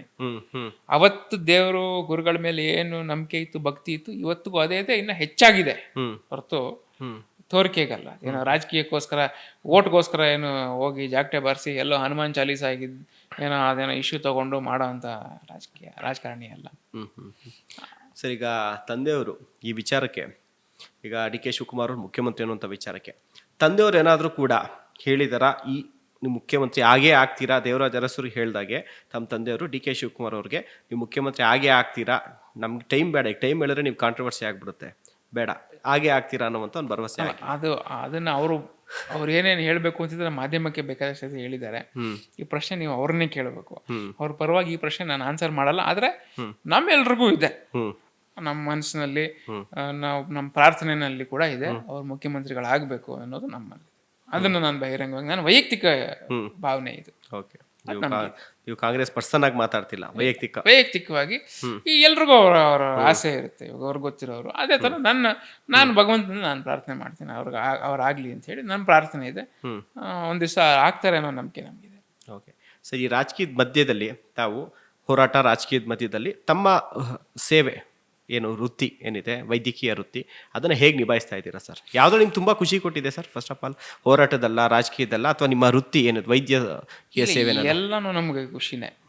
ಯಾವತ್ತಿನ ದಿವಸ ಭಗವಂತ ನಮ್ಗೇನು ಮಾಡಕ್ಕೆ ಕೆಲಸ ಹಚ್ತಾನೋ ಅದನ್ನ ಖುಷಿಯಾಗಿ ಮಾಡ್ತೀನಿ. ನಮ್ಗೇನು ಅದು ಇದು ಅಂತ ಅಲ್ಲ, ನಿಮ್ಮ ವೈದ್ಯಕೀಯ ಸೇವೆ ಮಾಡೋಕೆ ಟೈಮ್ ಸಿಗ್ತಾ ಇದೆ? ಯಾವ ಟೈಮಲ್ಲಿ ಇಲ್ಲ, ಅದನ್ನ ಮಾಡೇ ಮಾಡ್ತೀನಿ, ನಾನು ಬಿಡೋದಿಲ್ಲ. ಯಾಕೆಂದ್ರೆ ನಾನು ದಿವಸದಲ್ಲಿ half a day is reserved for that. ಇಲ್ಲ ಬೆಳಗ್ಗೆಯಿಂದ ಮಧ್ಯಾಹ್ನ ಅಥವಾ ಮಧ್ಯಾಹ್ನದಿಂದ ಲೇಟ್ ಈವ್ನಿಂಗ್. ಎಲ್ಲಿದೆ ಸರ್ ನಿಮ್ಮ ಆಸ್ಪತ್ರೆ? ನಮ್ದು ಕೋರ್ಮಂಗ್ಲಾನಲ್ಲಿ ವೀರಣ್ಣನ IVF ಸೆಂಟರ್, ಇಚ್ಛಾ ಫರ್ಟಿಲಿಟಿ ಸೊಲ್ಯೂಷನ್ಸ್ ಅಂದ್ಬಿಟ್ಟು ನಾನು ನಮ್ಮ ಅಕ್ಕ ಒಟ್ಟಿಗೆ ನಡೆಸ್ತೀವಿ. ನಿಮ್ಮ ಅಕ್ಕ ಅವರು ಕೂಡ ವೈದ್ಯರು? ಅವಳು she is a gynaecologist and she is specialised in reproductive medicine. ನಾನು ಮಕ್ಕಳು ಇಲ್ಲದೆ ಇರೋರಿಗೆ ಟ್ರೀಟ್ ಮಾಡ್ತಾಳೆ ಅವಳು. ನಾನು ಮಕ್ಕಳು ಪ್ರೆಗ್ನೆಂಟ್ ಆದ್ಮೇಲೆ ಸ್ಕ್ಯಾನಿಂಗು, ಆಮೇಲೆ ಕಾಂಪ್ಲಿಕೇಟೆಡ್ ಸ್ಕ್ಯಾನ್ಸ್ ಎಲ್ಲ ಇರೋದು, ಅದೆಲ್ಲ ನಾನು ನೋಡ್ಕೊಳ್ತೀನಿ. ವೃತ್ತಿ ಚೆನ್ನಾಗಿದೆ. ನಾನು ಹೇಳೋದಲ್ಲ ನಿಮ್ಗೆ ಅವಾಗಲೇ, ದೇವರ ಆಶೀರ್ವಾದದಿಂದ, ನಮ್ಮ ತಂದೆ ತಾಯಿಯವರ ಆಶೀರ್ವಾದದಿಂದ, ಗುರುಗಳ ಆಶೀರ್ವಾದದಿಂದ ವೃತ್ತಿ ಚೆನ್ನಾಗಿದೆ. ನಾನು ಓದಿಸ್ಬೇಕಾದ್ರೂ ಕೂಡ ನಾನಿವತ್ತು ಒಂದು ಒಳ್ಳೆ ವೈದ್ಯನಾಗಿದ್ದೀನಿ, ಸಮಾಜದಲ್ಲಿ ಒಂದು ಮಟ್ಟಕ್ಕೆ ನಾನು ಹತ್ತಿದ್ರೆ ಅದಕ್ಕೆ ನಾನು ಇವತ್ತು ನೆನೆಸ್ಕೊಳ್ಬೇಕಾಗಿರೋದು ನಫೀಸಾ ಫಾಜಲ್ ಅವ್ರು. ನಾವೊಬ್ರು, ಓಕೆ, ಅವರು ಮಂತ್ರಿಗಳಾಗಿದ್ರು ಅವರೊಬ್ರು. ಆಮೇಲೆ DK ಶಿವಕುಮಾರ್ ಅವರು, ಆಮೇಲೆ ಇನ್ನೊಬ್ಬರ ಮಂಜು ಅಂತ ಹೇಳಿ. ಇವರೆಲ್ಲ ನಾನು ಓದ್ಬೇಕಾದ್ರೆ ಬೇಕಾದಷ್ಟು ಅವ್ರದೇ ರೀತಿಯಾದಲ್ಲಿ ಸಹಾಯ ಮಾಡಿದ್ದಾರೆ ನಮಗೆ. ನನಗೆ ಡಾಕ್ಟರ್ ಡಿಗ್ರಿ ಬರಕ್ಕೆ ಇವರೆಲ್ಲರೂ ಕಾರಣ. ಓಕೆ, ಶ್ಯಾಮ್ ಭಟ್ರು, ಇವರೆಲ್ಲರೂ ನಮ್ಮ ಡಾಕ್ಟರ್ ಡಿಗ್ರಿ ಬರಕ್ಕೆ ಇವರೆಲ್ಲರೂ ಕಾರಣ. ನೀವು ಒಂದು ಅವಕಾಶ ಕೊಟ್ಟಿದ್ದೀರಾ, ಅದರಿಂದ ಪಬ್ಲಿಕ್ ಆಗಿ ನಾನು ಅಕ್ನಾಲೇಜ್ ಮಾಡ್ತಾ ಇದ್ದೀನಿ. ಇಲ್ಲದಿದ್ರೆ ನಮ್ಮ ಮನಸ್ಸಿನಲ್ಲಿ ಇವರೆಲ್ರಿಗೂ ಒಳ್ಳೇದಾಗಬೇಕು ಅನ್ನೋದೊಂದು ನಮ್ಮ ಭಾವನೆ. ಓಕೆ ಸರ್, ಇದೊಂದು ವಿಚಾರ ಏನು ಎಲ್ಲ ಬರೀ DK ಶಿವಕುಮಾರ್ ಕೇಳ್ತವ್ರೆ ಅಂತ ಅನ್ಕೊಬೇಡಿ. ಯಾಕೆಂದರೆ DK ಶಿವಕುಮಾರ್ ಅವರ ಹೆಲ್ತ್ ಹೇಗಿದೆ ಸರ್ ಇವಾಗ? ಯಾಕೆಂದರೆ ಎಲೆಕ್ಷನ್ ಆದಮೇಲೆ ಮತ್ತು ಮೇಕೆದಾಟು ಸಂದರ್ಭದಲ್ಲೂ ಹೆಲ್ತ್ ಅಪ್ಸೆಟ್ ಆಗಿತ್ತು, ನೀವೇ ಜೊತೆಲಿದ್ರಿ. ಅದಾದಮೇಲೆ ರಿಸಲ್ಟ್ ಬಂದ ಮೇಲೂ ಕೂಡ ಒಂದ್ಸರಿ ಅಪ್ಸೆಟ್ ಆಗಿತ್ತು. ಇವರು ಸಿದ್ದರಾಮಯ್ಯ ಡೆಲ್ಲಿಗೆ ಹೋಗಿದ್ರು, ಅವಾಗ ತುಂಬ ಅಪ್ಸೆಟ್ ಆಗಿತ್ತು. ಅವಾಗ ನೀವೇ ಬಂದು ಅವ್ರಿಗೆ ಚೆಕಪ್ ಎಲ್ಲನೂ ಕೂಡ ಮಾಡಿದ್ರ. ಅಟ್ ಪ್ರೆಸೆಂಟ್ DK ಶಿವಕುಮಾರ್ ಅವರ ಹೆಲ್ತ್ ಹೇಗಿದೆ? ಒಂದು, ಅವ್ರ ಹೆಲ್ತ್ಗೆ ಟೈಮ್ ಕೊಡ್ತಾ ಇದ್ದಾರಾ? ಒಂದು, ಅವ್ರಿಗೆ ಪರ್ಸನಲ್ ಫಿಸಿಷಿಯನ್ಸ್ ಆಗೇನೆ ಇಬ್ಬರು ಅಪಾಯಿಂಟ್ ಆಗಿದ್ದಾರೆ. ಸೊ ಹೆಚ್ಚಿನ ಮಾಹಿತಿ ನಾನು ಕೊಡೋ ಹಂಗಿಲ್ಲ, ನನಗೆ ಗೊತ್ತಿಲ್ಲ. ಅವ್ರು ಏನಿದೆ ಅವ್ರು ಕೊಡ್ತಾರೆ. ಬಟ್ ಓವರ್ ಆಲ್ ನಾನು ಆಚೆ ಕಡೆಯಿಂದ ನೋಡ್ದಂಗೆನೆ ಟೈಮ್ ಸಿಗ್ತಿದೆ. ಅವ್ರ ಹೆಲ್ತ್ ನಿದ್ದೆ ಒಂದು ಮಾಡಲ್ಲ ಅನ್ನೋದು ಬಿಟ್ರೆ ಯಾವಾಗ್ಲೂ ತುಂಬಾ ಊದ್ಕೊಂಡಿರುತ್ತೆ. ಅದೇ ನಿದ್ದೆ ಕಮ್ಮಿ ಅವರು, ಅದರಿಂದ ಈಸ್ ಹೆಲ್ತಿ. ಅಷ್ಟು ಒಳ್ಳೆ, ಅದ್ರ ಬಗ್ಗೆ ಏನು, ಅವರು ನಂಬಿರೋ ದೇವ್ರನ್ನ ಅವ್ರಿಗೆ ಕಾಪಾಡ್ತಾನೆ. ಒಳ್ಳೆ ಹೆಲ್ತ್ ಇದೆ. ಇದೇ ರೀತಿಯಾಗಿ ಇನ್ನೊಂದು ಹೆಲ್ತಿಯಾಗಿ ಇರ್ಬೇಕು ಅವರು. ಎಷ್ಟು ಕಾಲ, 15-20 ವರ್ಷ ರಾಜಕಾರಣ ಖಂಡಿತವಾಗ್ಲೂ ಇದೆ ಅವ್ರಿಗೆ. ಇಷ್ಟೇ ಹೆಲ್ತಿಯಾಗಿ ಇರ್ಬೇಕು ಅನ್ನೋದು ನಮ್ಮ ಪ್ರಾರ್ಥನೆ. ಒಂದು 5-6 ಗಂಟೆ ಮಲಗ್ತಾರೆ ಅಟ್ಲೀಸ್ಟ್ ಸರ್? ಕಾರ್ಯ ಒತ್ತಡ ಅವ್ರಿಗೆ, ಒಂದೊಂದು ದಿವಸ ಮಲಗ್ತಾರೆ, ಒಂದ್ ದಿವಸ ಮಲಗಲ್ಲ. Is a voracious worker.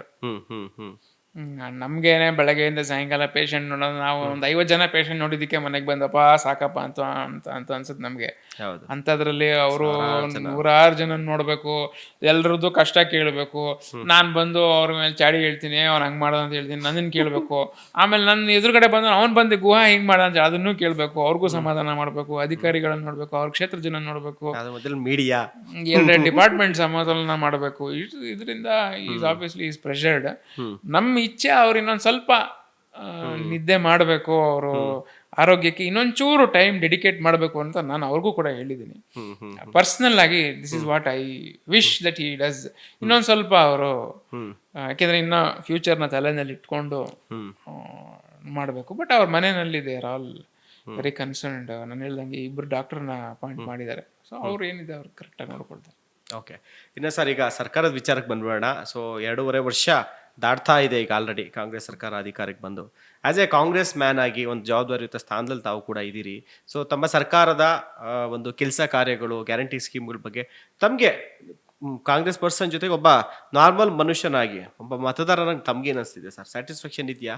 ಖಂಡಿತ ನನಗೆ ಕಾಂಗ್ರೆಸ್ ಪಕ್ಷ ಇವತ್ತೇನು ಕೆಲಸ ಮಾಡ್ತಾ ಇದೆ ನಮ್ಮ ರಾಜ್ಯದಲ್ಲಿ, ಹ್ಮ್ ಖಂಡಿತ we are satisfied. Hmm hmm guarantee ಸ್ಕೀಮ್ಗಳಿಂದೆಲ್ಲಾನು ಕೂಡ ಅಭಿವೃದ್ಧಿ ಆಗ್ತಾ ಇಲ್ಲ. ಎಲ್ಲ ಅದೆಲ್ಲ ಸುಳ್ಳು, ಸುಮ್ಮನೆ ಹೇಳೋದಕ್ಕಷ್ಟೇ. ಅದೆಲ್ಲ ಅಭಿವೃದ್ಧಿ ಆಗ್ತಾ ಇಲ್ಲ. ಅಲ್ಲೆಲ್ಲ ದುಡ್ಡು ಕದ್ಬಿಟ್ರು, ಇಲ್ಲೆಲ್ಲ ತಗೊಂಡ್ಬಿಟ್ರು ಅಂತಾರೆ. ಆ ದುಡ್ಡು ತಗೊಂಡು ಇಲ್ಲಿ ತಂದು ಹಾಕ್ಬಿಟ್ರು, ಅಲ್ಲಿ ಹಾಕ್ಬಿಟ್ರು, ಇಲ್ಲಿ ಹಾಕ್ಬಿಟ್ರು ಅಂತ ಅಂತಾರೆ. ಹ್ಮ್ ಹಂಗೆ ನೋಡಬೇಕು ಅಂದರೆ ಹ್ಮ್ ಸ್ಟ್ಯಾಟಿಸ್ಟಿಕ್ಸ್ ಪ್ರಕಾರ ಹ್ಮ್ ಕಳೆದ 15 ವರ್ಷದಲ್ಲಿ ಬಿದ್ದಿರೋ ಅಷ್ಟು ಬ್ರಿಡ್ಜು ಇಡೀ ದೇಶದಲ್ಲಿ ಎಲ್ಲೂ ಬಿದ್ದಿಲ್ಲ. ಹ್ಮ್ ನಾನು ಬೇಕಾದ್ರೆ ನಂಬರ್ಸ್ ಕೊಡ್ತೀನಿ, ನನ್ನ ಹತ್ರ ಇದೆ. ಹ್ಮ್ 15 ವರ್ಷದಲ್ಲಿ ಅಷ್ಟು ಬ್ರಿಡ್ಜ್ ಬಿದ್ದೋಗಿದೆ ಈ ದೇಶಾದ್ಯಂತ. ಯಾರು ಸರ್ಕಾರದಲ್ಲಿರೋದು ಹ್ಮ್ ಕಳೆದ 12 ವರ್ಷದಲ್ಲಿ? ಹ್ಮ್ ಇವ್ರ ಸರ್ಕಾರನೇ, ಹ್ಮ್ ಬಿಜೆಪಿ ಸರ್ಕಾರನೇ. ಹ್ಮ್. ಈಗ ಇವ್ರು ಬ್ರಿಡ್ಜ್ ಕಟ್ಟಿದ ತಕ್ಷಣ ಅಭಿವೃದ್ಧಿನ ಅದು? ಹ್ಮ್ ಬರೀ ಕಟ್ಟೋದು ಒಂದೇ ಅಲ್ಲ ಅಭಿವೃದ್ಧಿ. ಹ್ಮ್. ಸರಿಯಾಗಿ ಕಟ್ಟಿ ಅದರಿಂದ ಜನಕ್ಕೆ ಉಪಯೋಗ ಆದಾಗ ಅದರ ಅಭಿವೃದ್ಧಿ. ಹ್ಮ್ ಈ ರಸ್ತೆಗಳು ಅದು ಇದು ಅಂತ ಕ್ಲೇಮ್ ಮಾಡುವಷ್ಟು ಹ್ಮ್ ಅವ್ರೇನು ಕೆಲಸ ಮಾಡಿಲ್ಲ. ರಾಜಕೀಯವಾಗಿ ನಾನು ಹೇಳ್ತಾ ಇಲ್ಲ ಇದ್ರ. ನಮ್ಮ ಸರ್ಕಾರ ಏನು ಮಾಡಿದೆ, we are all happy. Of course ಇನ್ನೂ ಜಾಸ್ತಿ ಮಾಡ್ಬೋದು, ಇನ್ನೂ ಹೆಚ್ಚು ಮಾಡ್ಬೋದು ಅನ್ನೋದು ಎಲ್ರಿಗೂ ಅನಿಸುತ್ತೆ. ಬಟ್ ಸರ್ಕಾರ ನಾವೇನು ಪ್ರಣಾಳಿಕೆಯಲ್ಲಿ ನಾವೇನು ಹೇಳಿದ್ವಿ, DCM ಅವರು CM ಅವರು ಏನು ಘೋಷಣೆ ಮಾಡಿದ್ರು ಅದರಂತೆ ನಾವು ನಡ್ಕೊಂಡಿದ್ದೀವಿ. ಅದೆಲ್ಲಾನು ಫುಲ್ಫಿಲ್ ಮಾಡ್ತಾ ಇದ್ದೀವಿ. ಸ್ಲೋ ಆಗಿ we are going to improve the state also. ಅದ್ರಲ್ಲಿ ನಮಗೆ ಆಮೇಲೆ we are happy with what the government is doing. Okay. Guha ಅವ್ರಿಗೆ ಕೇವಲ ಕರ್ನಾಟಕದ ರಾಜಕಾರಣಿಗಳಲ್ಲ, ಬೇರೆ ಬೇರೆ ರಾಜ್ಯದ ರಾಜಕಾರಣಿಗಳು, ಮಾಜಿ ಮುಖ್ಯಮಂತ್ರಿಗಳು, ಪ್ರೆಸೆಂಟ್ ಮುಖ್ಯಮಂತ್ರಿಗಳು ಎಲ್ಲರೂ ಕೂಡ ತಮ್ಮ ಮನೆಗೆ ಬಂದು ಹೋಗ್ತಾ ಇರ್ತಾರೆ. ಸೊ ಅದನ್ನೆಲ್ಲ ನೋಡಿದಾಗ ತಮಗೆ ತುಂಬ ಆತ್ಮೀಯರು ಅಂತ ಅಂದ್ಕೊಂಡಿರೋವಂಥವ್ರು, ಅವರಿಂದ ಸಲಹೆಗಳನ್ನ ಪಡ್ಕೊಂಡಿರೋವಂಥದ್ದು ತಮ್ಮ ಮನೆಯಲ್ಲಿ. ನಾನು ತುಂಬ ನೆನೆಸ್ಕೊಳ್ಳೋವಂಥ ಒಂದು ವ್ಯಕ್ತಿ ಧರ್ಮ್ ಸಿಂಗ್ ಅವರು. ತುಂಬ ಸಹೃದಯಿ, ತುಂಬ ಕನ್ಸರ್ನ್ ಇತ್ತು ಆತನಿಗೆ. ನಾನು ತುಂಬ ಚಿಕ್ಕವನು ಅವ್ರು ನಮ್ಮ ಮನೆಗೆ ಬರುವಾಗ. ನಾನು ಜಸ್ಟ್ ಅವಾಗ ತಾನೇ MBBS ಸೇರಿದ್ದೆ.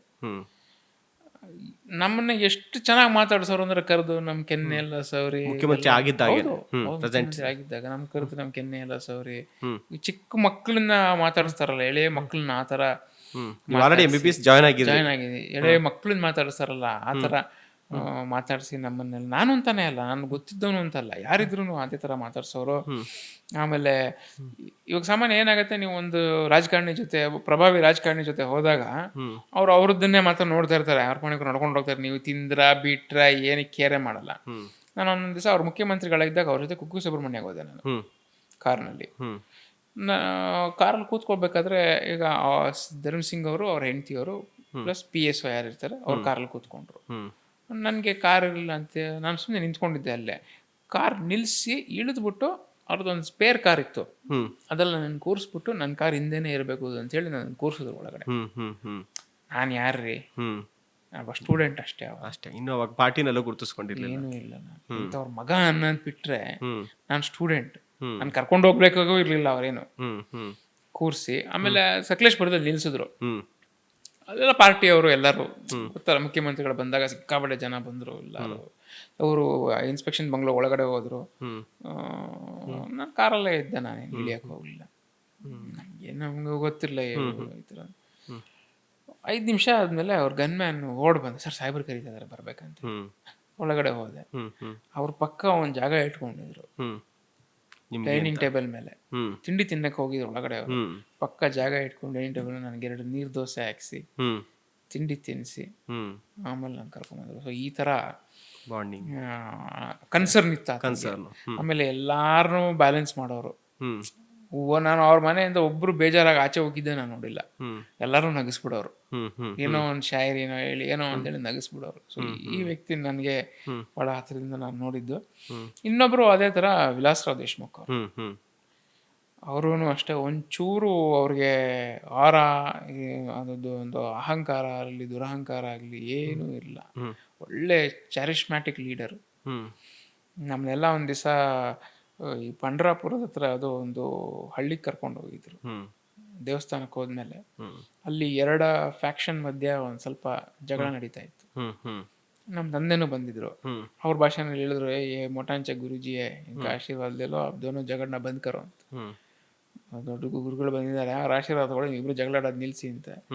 ನಮ್ಮ ತಂದೆಗೆಲ್ಲ ಅವ್ರಿಗೆ ಆಶೀರ್ವಾದ ಕೊಡಿಸಿ ಅದೊಂದು ದೊಡ್ಡ ತೊಟ್ಟಿ ಮನೆ ದೊಡ್ಡ ಫಾರ್ಮ್, ಹ್ಮ್ ತೊಟ್ಟಿ ಮನೆಯಲ್ಲಿ ಹ್ಮ್ ಏನು ಫ್ಯಾನ್ಸಿ ಮನೆ ಇಲ್ಲ, ಏನಿಲ್ಲ, ಹ್ಮ್ ಹಂಚಷ್ಟೇ, ದೊಡ್ಡ ಮನೆ, ಹ್ಮ್ ಏನೂ ಇಲ್ಲ, ಧೂಳು ಅಂದ್ರೆ ಧೂಳು. ಹ್ಮ್ ನಾನು ನೋಡ್ತೀನಿ 5 ನಿಮಿಷ ಆದಮೇಲೆ ಎಲ್ಲ ಈ ಮುದ್ಕತ್ ಎಲೆ ಹಾಕ್ತಾ ಇದ್ದಾರೆ ಎಲ್ಲ ಕಡೆ, ಹ್ಮ್ ರೌಂಡಾಗಿ ಹಿಂಗೆ ಊದಕ್ಕೆ ಒಂದು ಹಿಂಗೊಂದು 100 ಜನ, ಹಂಗೊಂದು 100 ಜನ, ಹಿಂಗೊಂದು 200 ಜನ, ಹಿಂಗೊಂದು ಹ್ಮ್ ಎಲ್ಲ ಒಂದು ಸೇರಿ ಒಂದು 500 ಜನ ಕಿಟ ಕಟ ಕಟ ಕಟ ಎಲೆ ಹಾಕ್ತಾ ಇದ್ದಾರೆ. ನಾನು ನೋಡ್ತಾ ಇದ್ದೀನಿ ಏನು ಮಾಡ್ತಾ ಇದ್ದಾರೆ ಅಂತ. ಹ್ಮ್ 5 ನಿಮಿಷ ಎಲೆ ಹಾಕಿದ್ರು, ಹ್ಮ್ ಬಡ್ಸಕ್ಕೆ ಶುರು ಮಾಡಿದ್ರು. ಹ್ಮ್ ಈ ಮನುಷ್ಯ ಅಲ್ಲೆಲ್ಲೋ ಕೂತ್ಕೊಂಡಿದ್ದವನು ಸೀದಾ ಎಲ್ಲ ಚಪ್ಪಲಿ ಬಿಚ್ಚಿಟ್ಟು ಬಂದು ಕೆಳ ನೆಲದ ಮೇಲೆ ಕೂತ್ಕೊಂಡ್ಬಿಟ್ರು ಹಂಗೆ ಊಟಕ್ಕೆ. ಇವರೇ ವಿಲಾಸೋದ್ದೇಶ. C M sitting CM. ಹಾ ನಮ್ಮ ತಂದೆ ಕೇಳಿದ್ರು, ಗುರುಗಳು ನೀವು ಕೂತ್ಕೊಳ್ತೀರ ಕೆಳಗಡೆ ಅಂತ. ನಾನು ಹಂಗೆ ಕೂತ್ಕೋತೀನಿ. ಅವ್ರನ್ನೂ ಕೂರಿಸಿದ್ರು. ಹ್ಮ್ ಎಲ್ಲ ಅವ್ರಂತಾನೆ ಏನು ಸ್ಪೆಷಲ್ ಊಟನೋ ಇಲ್ಲ, ಏನೋ ಮುಖ್ಯಮಂತ್ರಿಗಳು ಅಂತಂದ್ರೆ ಏನೋ ಇದು ಏನೂ ಇಲ್ಲ. ಇವರೆಲ್ಲ ಏನು ತಿಂದ್ರು, ಅನ್ನ, ಅವ್ರ ಕಡೆ ಚಿಳಿ ಸಾರು ಥರದ್ದೇನೋ ಒಂದು ಚಿಳಿ ಸಾರು, ಆಮೇಲೆ ಈ ಈ ರೊಟ್ಟಿ ತಿಂತಾರೆ ನೋಡಿ ಅವರು, ಹ್ಮ್ ಅದು ಬದನೆಕಾಯಿ, ಮಾಮೂಲು ಊಟ ಅಷ್ಟೇ ಹ್ಮ್ ಮಾಡಿಕೊಂಡು ಅವ್ರಗಳ ಜೊತೆ ಬೆನ್ ತಟ್ಕೊಂಡು ತಮಾಷೆಯಾಗಿ ಮಾತಾಡಿಕೊಂಡು ಹ್ಮ್ ಅಲ್ಲಿದ್ದವರೆಲ್ಲ ಏನು ಅವರು ಖುಷಿ. ಎಲ್ಲಿದ್ರು ಅವರು ಒಬ್ಬ ಮುಖ್ಯಮಂತ್ರಿ, ಅದು ಮಹಾರಾಷ್ಟ್ರ ಸ್ಟೇಟ್ ಅಂತ ಒಬ್ಬ ಮುಖ್ಯಮಂತ್ರಿ ಹ್ಮ್ ಇಷ್ಟು ಒಂದು ಸರಳವಾಗಿ ಹ್ಮ್ ಅವ್ರಗಳ ಜೊತೆನೆ ಅಲ್ಲಿ ಕೂತ್ಕೊಂಡು ಊಟ ಮಾಡೋವಂಥದ್ದು ತುಂಬಾ ದೊಡ್ಡ ವಿಷಯ. ಸೊ ಅವ್ರದ್ದು ಒಂದು ನನಗೆ ಹ್ಮ್ ಭಾಳ ಒಳ್ಳೆ ಎಕ್ಸ್ಪೀರಿಯನ್ಸು. ಹ್ಮ್ ಸೋನಿಯಾ ಗಾಂಧಿ ಮೇಡಮ್ ಅವ್ರ ಬಗ್ಗೆ ನಾವು ಕೇಳಿದ್ವಿ ಅಷ್ಟೇ ಎಲ್ಲ ಕಡೆ. ನಿಮ್ಮನ್ನ ಐ ಥಿಂಕ್ ಬೆಂಗಳೂರಲ್ಲಿ ಇದೇ ಒಂದು ಕಾರ್ಯಕ್ರಮ ಆದಾಗ ನಿಮ್ಮನ್ನ ಡಿ.ಕೆ. ಶಿವಕುಮಾರ್ ಅವರು ಕರ್ಕೊಂಡೋಗಿ ವೈಯಕ್ತಿಕವಾಗಿ ಪರಿಚಯ ಮಾಡಿಸಿದ್ರು. ಅದೇಗಿತ್ತು ಸರ್ ಸಿಚುವೇಶನ್? ಅಲ್ಲ, ಫಸ್ಟು ನಾನು ಒಂದ್ಸಲ ಡೆಲ್ಲಿ ಕರ್ಕೊಂಡು ಹೋದಾಗ ಹ್ಮ್ ಅವ್ರ ಮನೇಲಿ ಭಾಳ ಸೆಕ್ಯೂರಿಟಿ ಅಲ್ಲಿ. ಹ್ಮ್ ಒಂದೊಂದ್ಸಲಿ ಪ್ರೆಸೆಂಟ್ ಮಿನಿಸ್ಟ್ರುಗಳು MLAಗಳೇ ಭೇಟಿ ಮಾಡೋಕ್ಕಾಗಲ್ಲ, ಅವ್ರನ್ನ ವಾಪಸ್ ಬಂದಿದ್ದಾರೆ. ನಾವು ಆಚೆ ಕಡೆ ಕೂತ್ಕೊಂಡಿದ್ವಿ. ಹ್ಮ್ ಸಾಹೇಬ್ರು ಒಳಗಡೆ ಹೋಗಿ ಒಂದು 10 ನಿಮಿಷ ಮಾತಾಡಿ ಹ್ಮ್ ಅಲ್ಲಿ ಮೇಲೆ ಫೋನ್ ಬಂತು, ಹ್ಮ್ ಬರ್ಬೇಕಂತೆ ಅಂತೇಳಿ. ಹ್ಮ್ ಎಷ್ಟು ಜನ ಹೋಗಿರ ಸರ್ ನೀವು? ನಾನು ಇನ್ನೊಬ್ರು ಇದ್ವಿ ಅಷ್ಟೇ. ಅಷ್ಟೇ. ಇಬ್ರು ಹೋದ್ವಿ ಒಳಗಡೆ. ಡಿ.ಕೆ. ಶಿವಕುಮಾರ್ ಕರ್ಕೊಂಡು ಹೋಗಿದ್ದು. ಅವರು ಸಾಹೇಬ್ರು ಒಳಗಡೆ ಇದ್ರು, ಆಗಲೇ ಮಾತಾಡ್ತಾ ಇದ್ರು. ಇಲ್ಲಿಂದ ನಾವು ಹೋದ್ವಿ, ಜೋರ್ ಮಳೆ ಆವತ್ತು. ಹಿಂಗೆ ಅವ್ರು ಕರೀತಿದಾರ ಅಂತ ಹೋದ್ವಿ. ಹಿಂಗೆ ಆಕೆ ಇನ್ನೆಷ್ಟು ಸಿಂಪಲ್ ಆಗಿದ್ದಾರೆ ಅಂದ್ರೆ ನಾವು ಟಿವಿನಲ್ಲಿ ಕೇಳಿದ್ವಿ ಅಷ್ಟೇ. ಅದರಲ್ಲೂ ನೀವು ಒಂದು ಚಾನೆಲ್ ಅವರು ಅವ್ರ ಬಗ್ಗೆ ಮಾತಾಡೋದು ನೋಡಿದ್ರೆ ಅದೇನೋ ರಾಕ್ಷಸಿ ಅನ್ನೋ ಥರ ಮಾತಾಡ್ತಾರೆ. ನಾನು ಪ್ರಾಬಬ್ಲಿ ದಿ ಲಾಸ್ಟ್ ವರ್ಕರ್. ಮತ್ತು ನಾನು ಏನು ಸಿಗ್ನಿಫಿಕೆಂಟ್ ಏನು ನಮ್ದು ಅವಾಗ ಯಾವ್ದು ಪಾರ್ಟಿನಲ್ಲಿ ಏನು ಪೊಸಿಷನ್ಸ್ ಇರಲಿಲ್ಲ, ಏನಿರಲಿಲ್ಲ. ನಾನೇನಿಲ್ಲ, ನಾನು ಭಾಳ ಇನ್ನೂ ಚಿಕ್ಕ ಮಟ್ಟದ ಕಾರ್ಯಕರ್ತನೇ. ಎದ್ದು ನಿಂತ್ಕೊಂಡು ಮಾತಾಡ್ಸಿದ್ರು ಅವರು. ಸಾಹೇಬರು ಇಂಟ್ರಡ್ಯೂಸ್ ಮಾಡಿದ್ರು ನನ್ನ ಇನ್ನೊಬ್ಬರನ್ನ, ಎದ್ದು ನಿಂತ್ಕೊಂಡು ಮಾತಾಡ್ಸಿದ್ರು. ಮೇಡಮ್ ಸೋನಿಯಾ ಗಾಂಧಿ. ಅವತ್ತು ನಮ್ಗೆ ಏನಪ್ಪ ಇದು, ನಮ್ನ ಯಾಕೆ ಎದ್ದು ನಿಂತ್ಕೊಂಡು ಮಾತಾಡಿಸ್ಬೇಕು ಅನ್ನೋ ಒಂದು. ಅದೇ ತೀರಿ ಅವರು ಬೆಂಗಳೂರಿಗೆ ಇಂಡಿಯಾ ಬ್ಲಾಕ್ದು ಹೌದು ಮೀಟಿಂಗಿಗೆ ಬಂದಾಗ ಕೂಡ ಅವ್ರಿಗೆಲ್ಲ ನಾವು ವೈದ್ಯಕೀಯವಾಗಿ ವೆಸ್ಟ್ ಎಂಡ್ ಹೋಟೆಲ್ನಲ್ಲೇ ಒಂದು ರೂಮ್ನ ಸೆಮಿ ಎಮರ್ಜೆನ್ಸಿ ಸೆಟಪ್ಗೆ ಎಲ್ಲ ರೆಡಿ ಮಾಡಿಟ್ಟಿದ್ವಿ. ಸೊ ಅದನ್ನ ಹೇಳಿದ್ರು, ಇವನು ವೈದ್ಯ ವೃತ್ತಿನಲ್ಲಿ, ಇವನು ಇಲ್ಲಿ ಬಂದವ್ರಿಗೆಲ್ಲ ಇದನ್ನ ವ್ಯವಸ್ಥೆ ಮಾಡಿದ್ದಾನೆ ಅಂತ ಹೇಳಿದಾಗ ಮಾತಾಡಿಸಿ. ಅದೊಂದು ನಮ್ಮ ಅದೃಷ್ಟ ಏನಂದ್ರೆ ಅವತ್ತು ಯಾರು ಬೇರೆಯವ್ರು ಯಾರು ಫೋಟೋ ತೆಗಿಯಕ್ಕೆ ಯಾರು ಇರಲಿಲ್ಲ. ನಾನು ಕೇಳಿದೆ ಸಾಹೇಬ್ರ, ಸರ್ ಒಂದು ಫೋಟೋ ತೆಕ್ಕೊಡ್ತೀರಾ ಅಂತ. ಅವ್ರು ಎಷ್ಟು ಸಿಂಪಲ್, ನನ್ನ ಫೋನ್ ತೊಗೊಂಡು ಅವರೇ ಫೋಟೋ ತೆಕ್ಕೊಟ್ರು ನನಗೆ. ಆ ಫೋಟೋ ನಾನು ನೋಡಿದ್ದೆ ಸರ್, ಫೋಟೋ ನಾನು ನೋಡಿದ್ದೆ. ಅವರೇ ಫೋಟೋ ತೆಕ್ಕೊಟ್ರು ನನಗೆ, ಡಿ.ಕೆ. ಶಿವಕುಮಾರ್ ಅವರು. ಅದೊಂದು ಎಕ್ಸ್ಪೀರಿಯನ್ಸ್. ಅಲ್ಲಿ ಕಾಣೋ ಹಂಗೆ ಅಥವಾ ಟಿವಿನಲ್ಲಿ ನಮ್ಗೆ ಹೇಳೋ ಹಂಗೆ ಏನೋ ಯಾರು ಇಲ್ಲ, ಆಲ್ ವೆರಿ ಸಿಂಪಲ್. ಇದು ನಮ್ಮ ಇದು ಬಿಟ್ಟು ಇನ್ನು ಹಲವಾರು ಜನ, ಸುಶೀಲ್ ಕುಮಾರ್ ಶಿಂದೆ ಅವರು ಅಷ್ಟೇ. ಅವರು ಸುಶೀಲ್ ಕುಮಾರ್ ಶಿಂದೆ ನಿಮ್ಮ ಮನೆಗೆ ಬಂದಾಗ ನಾನು ಒಂದ್ಸಲಿ ನೋಡಿದ್ದೆ ಸರ್. ನಾನು ಬಂದಿದ್ದ ಟೈಮಲ್ಲೇನೆ ಅವ್ರದ್ದು ವಿಸಿಟ್ ಇತ್ತು ನಿಮ್ಮ ಮನೆಗೆ. ಅವರು ನಮ್ಮ ತಂದೆಯವ್ರ ಹತ್ರ ಬರ್ತಾ ಇರ್ತಾರೆ. ಅವ್ರು ಗವರ್ನರ್ ಆಗಿದ್ದಾಗ ಅವಾಗ ಅನ್ಡಿವೈಡೆಡ್ ಆಂಧ್ರ, ಅವಾಗ ತೆಲಂಗಾಣ ಸೆಪರೇಟ್ ಆಗಿರ್ಲಿಲ್ಲ. ಅವ್ರ ಮನೆಗೆ ಹೋಗಿರ್ತೀವಿ ನಾವು ಒಂದ್ಸತಿ ಗವರ್ನರ್ ಆಗಿದ್ದಾಗ ಹೈದರಾಬಾದ್ನಲ್ಲಿ. ಅವರು ದಲಿತ ಸಮಾಜಕ್ಕೆ ಸೇರಿದಂತ ಒಂದು ವ್ಯಕ್ತಿ. ನಮ್ಮ ತಂದೆನ ಕೇಳಿದ್ರು, ನೀವು ಊಟ ಮಾಡ್ತೀರಾ ನೀವು ನಮ್ಮ ಮನೆಯಲ್ಲಿ?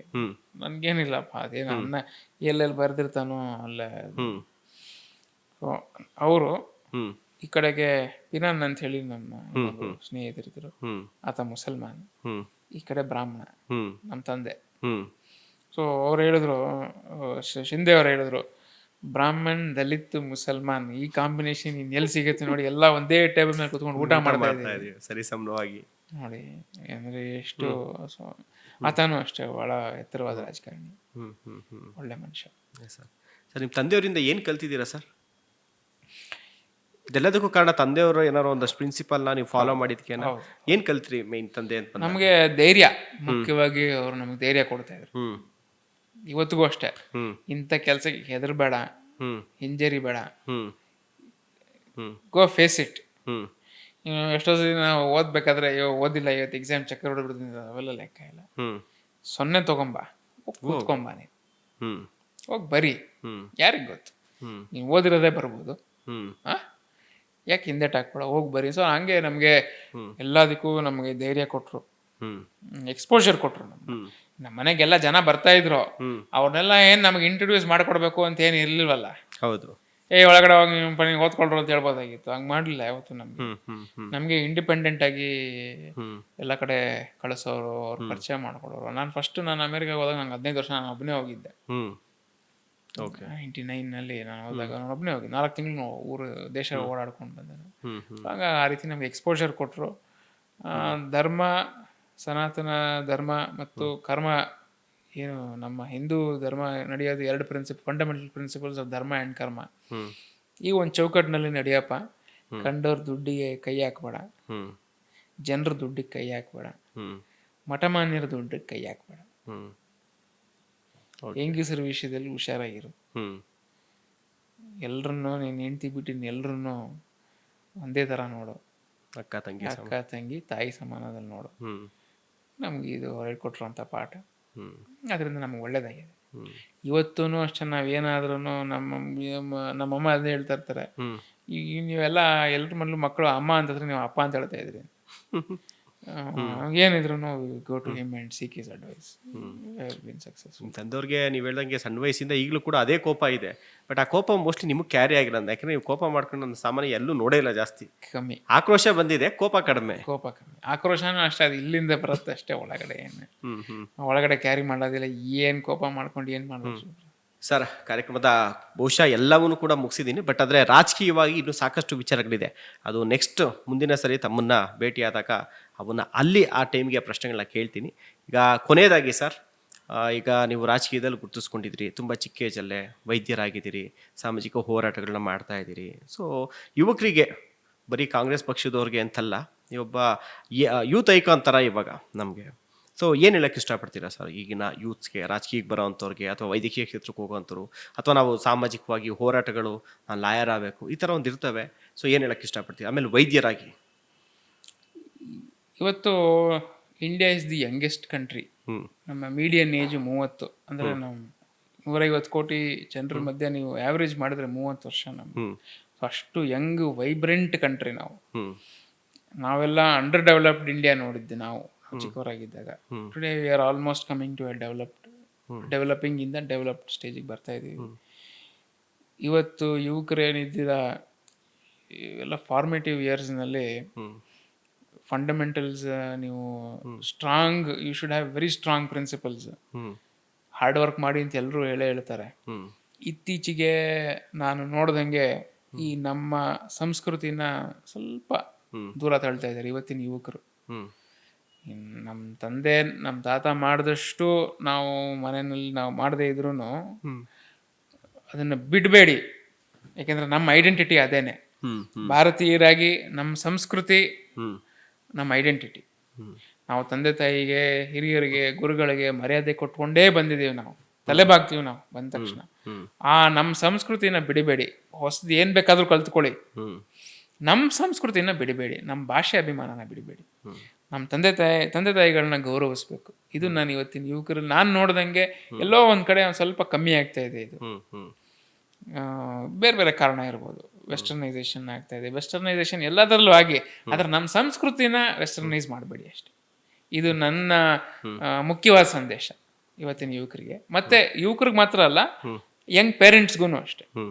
ಅಂದ್ರೆ ನಾವು ಎಫರ್ಟ್ ಹಾಕಿ ನನ್ನ ಮಗಂಗೆ ನಾನು ಹೇಳ್ಕೊಟ್ರೆ ತಾನು ಅವ್ನು ಗೊತ್ತಾಗೋದು, ನೋಡಪ್ಪ ಇದು ಹಿಂಗೆ ಅಂದರೆ ನಾನು ಅವ್ನು ಮಾಡೋದು, ಇಲ್ಲಾರ ಅವ್ನು ಯಾಕೆ ಮಾಡ್ತಾನೆ.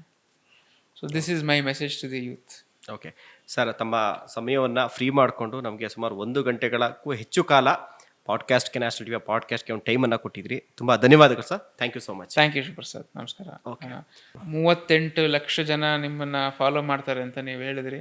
ಅವರೆಲ್ರಿಗೂ ಒಳ್ಳೇದಾಗಲಿ ಅಂತ ಹೇಳಿ ನಾನು ಪ್ರಾರ್ಥನೆ ಮಾಡ್ತೀನಿ. ನಮಸ್ಕಾರ. Thank you so much sir. So ನೋಡಿದ್ರಲ್ಲ ವೀಕ್ಷಕರೇ, ಇದು ರಾಜಕಾರಣಿ, ವೈದ್ಯರು ಹಾಗೂ ಸಾಮಾಜಿಕ ಹೋರಾಟಗಾರರು ಹಾಗೂ ತನ್ನದೇ ಆದಂಥ ಅವರ ತಂದೆ ಹಾಕೊಟ್ಟಂತಹ ಒಂದು ನೆಲೆಕಟ್ಟಿನಲ್ಲಿ ಅದನ್ನು ಫಾಲೋ ಮಾಡ್ತಾ ಒಂದು ಒಳ್ಳೆ ರೀತಿಯಾದಂತಹ ಬದುಕನ್ನು ಕಟ್ಕೊಂಡು ಸಾಕಷ್ಟು ಯಂಗ್ಸ್ಟರ್ಸ್ಗಳಿಗೆ ಒಂದು ರೋಲ್ ಮಾಡಲ್ ಆಗಿದ್ದಾರೆ ಡಾಕ್ಟರ್ ಶಂಕರ್ ಗುಹಾ ದ್ವಾರಕನಾಥ್ ಅವರು. ಅದನ್ನು ಗುರುತಿಸಿ ಈಗ ಆಲ್ರೆಡಿ KPCC ಅವರಿಗೆ ಜನರಲ್ ಸೆಕ್ರೆಟರಿ ಪೋಸ್ಟನ್ನು ಕೂಡ ಕೊಟ್ಟಿದ್ದಾರೆ. ಸೊ ಅವ್ರಿಗಿಲ್ಲದೆ ಇರ್ಬೋದು, ಆದರೆ ಅವ್ರನ್ನ ಇರುವಂಥ ಒಂದಷ್ಟು ಅಭಿಮಾನಿಗಳಿದ್ದಾರಲ್ಲ ಅವ್ರಿಗೂ ಒಂದು ಆಸೆ ಇದೆ, ಕನಿಷ್ಠ ಅವರು MP ಆಗಬೇಕಿಲ್ಲ MLA ಆಗಬೇಕು ಅನ್ನುವಂಥದ್ದು. ಅದು ಕೂಡ ಅವ್ರಿಗೆ ಮುಂದಿನ ದಿನಗಳಲ್ಲಿ ಆಗಲಿ. ಖಂಡಿತವಾಗ್ಲೂ DK ಶಿವಕುಮಾರ್ ಅವರ ರಾಜಕೀಯ ಗುರುಗಳು ಅಂತ ಅವ್ರು ಹೇಳಿಲ್ಲ, ನಾನು ಅನ್ಕೊಂಡಿದ್ದೀನಿ. ಕರೆಕ್ಟಾ ಸರ್? ಓಕೆ, DK ಶಿವಕುಮಾರ್ ಅವ್ರ ರಾಜಕೀಯ ಗುರುಗಳು. ಸೊ ಅವರು ಬಹುಶಃ ಅವ್ರಿಗೆ ಗೊತ್ತಿದೆ ಯಾರನ್ನ ಯಾವ ಸ್ಥಾನದಲ್ಲಿ ಯಾವ ಟೈಮಲ್ಲಿ ತೊಗೊಂಡೋಗಿ ಕೂರಿಸ್ಬೇಕು ಅಂತ. ಬಹುಶಃ ಅದನ್ನು ಅವ್ರು ಮಾಡ್ತಾರೆ ಅಂತ ಹೇಳ್ತಾ, ನೀವು ಕೂಡ ಅಷ್ಟೇ ನೆಕ್ಸ್ಟ್ ನಮ್ಮ ಪಾಡ್ಕಾಸ್ಟ್ ಸೀರೀಸಲ್ಲಿ ಯಾರನ್ನ ಇಂಟರ್ವ್ಯೂ ಮಾಡಬೇಕು, ನಿಮ್ಮ ಯೂತ್ ಐಕಾನ್ಸ್ ಯಾರು ಅನ್ನೋದನ್ನ ಕಮೆಂಟ್ ಬಾಕ್ಸಲ್ಲಿ ಮೆನ್ಷನ್ ಮಾಡಿ. ಹಾಗೂ ಶಂಕರ್ ಗುಹಾ ದ್ವಾರಕನಾಥ್ ಅವರು ಹೇಳಿದಂಥ ವಿಚಾರದಲ್ಲಿ ತಮ್ಮದೇನಾದ್ರು ಪ್ರಶ್ನೆಗಳು, ಅಬ್ಜೆಕ್ಷನ್ಸ್ ಏನಾದ್ರು ಇತ್ತು ಅಂದರೂ ಕೂಡ ಮೆನ್ಷನ್ ಮಾಡಿ ಕಮೆಂಟ್ ಬಾಕ್ಸಲ್ಲಿ. ನೆಕ್ಸ್ಟ್ ಎಪಿಸೋಡಲ್ಲಿ ಅವ್ರನ್ನ ಮತ್ತೆ ಭೇಟಿ ಮಾಡಿ ಇನ್ನೊಂದಷ್ಟು ವಿಚಾರಗಳನ್ನು ತಿಳ್ಕೊಳ್ಳುವಂಥ ಪ್ರಯತ್ನವನ್ನು ಮಾಡ್ತೀನಿ. ನಮಸ್ಕಾರ.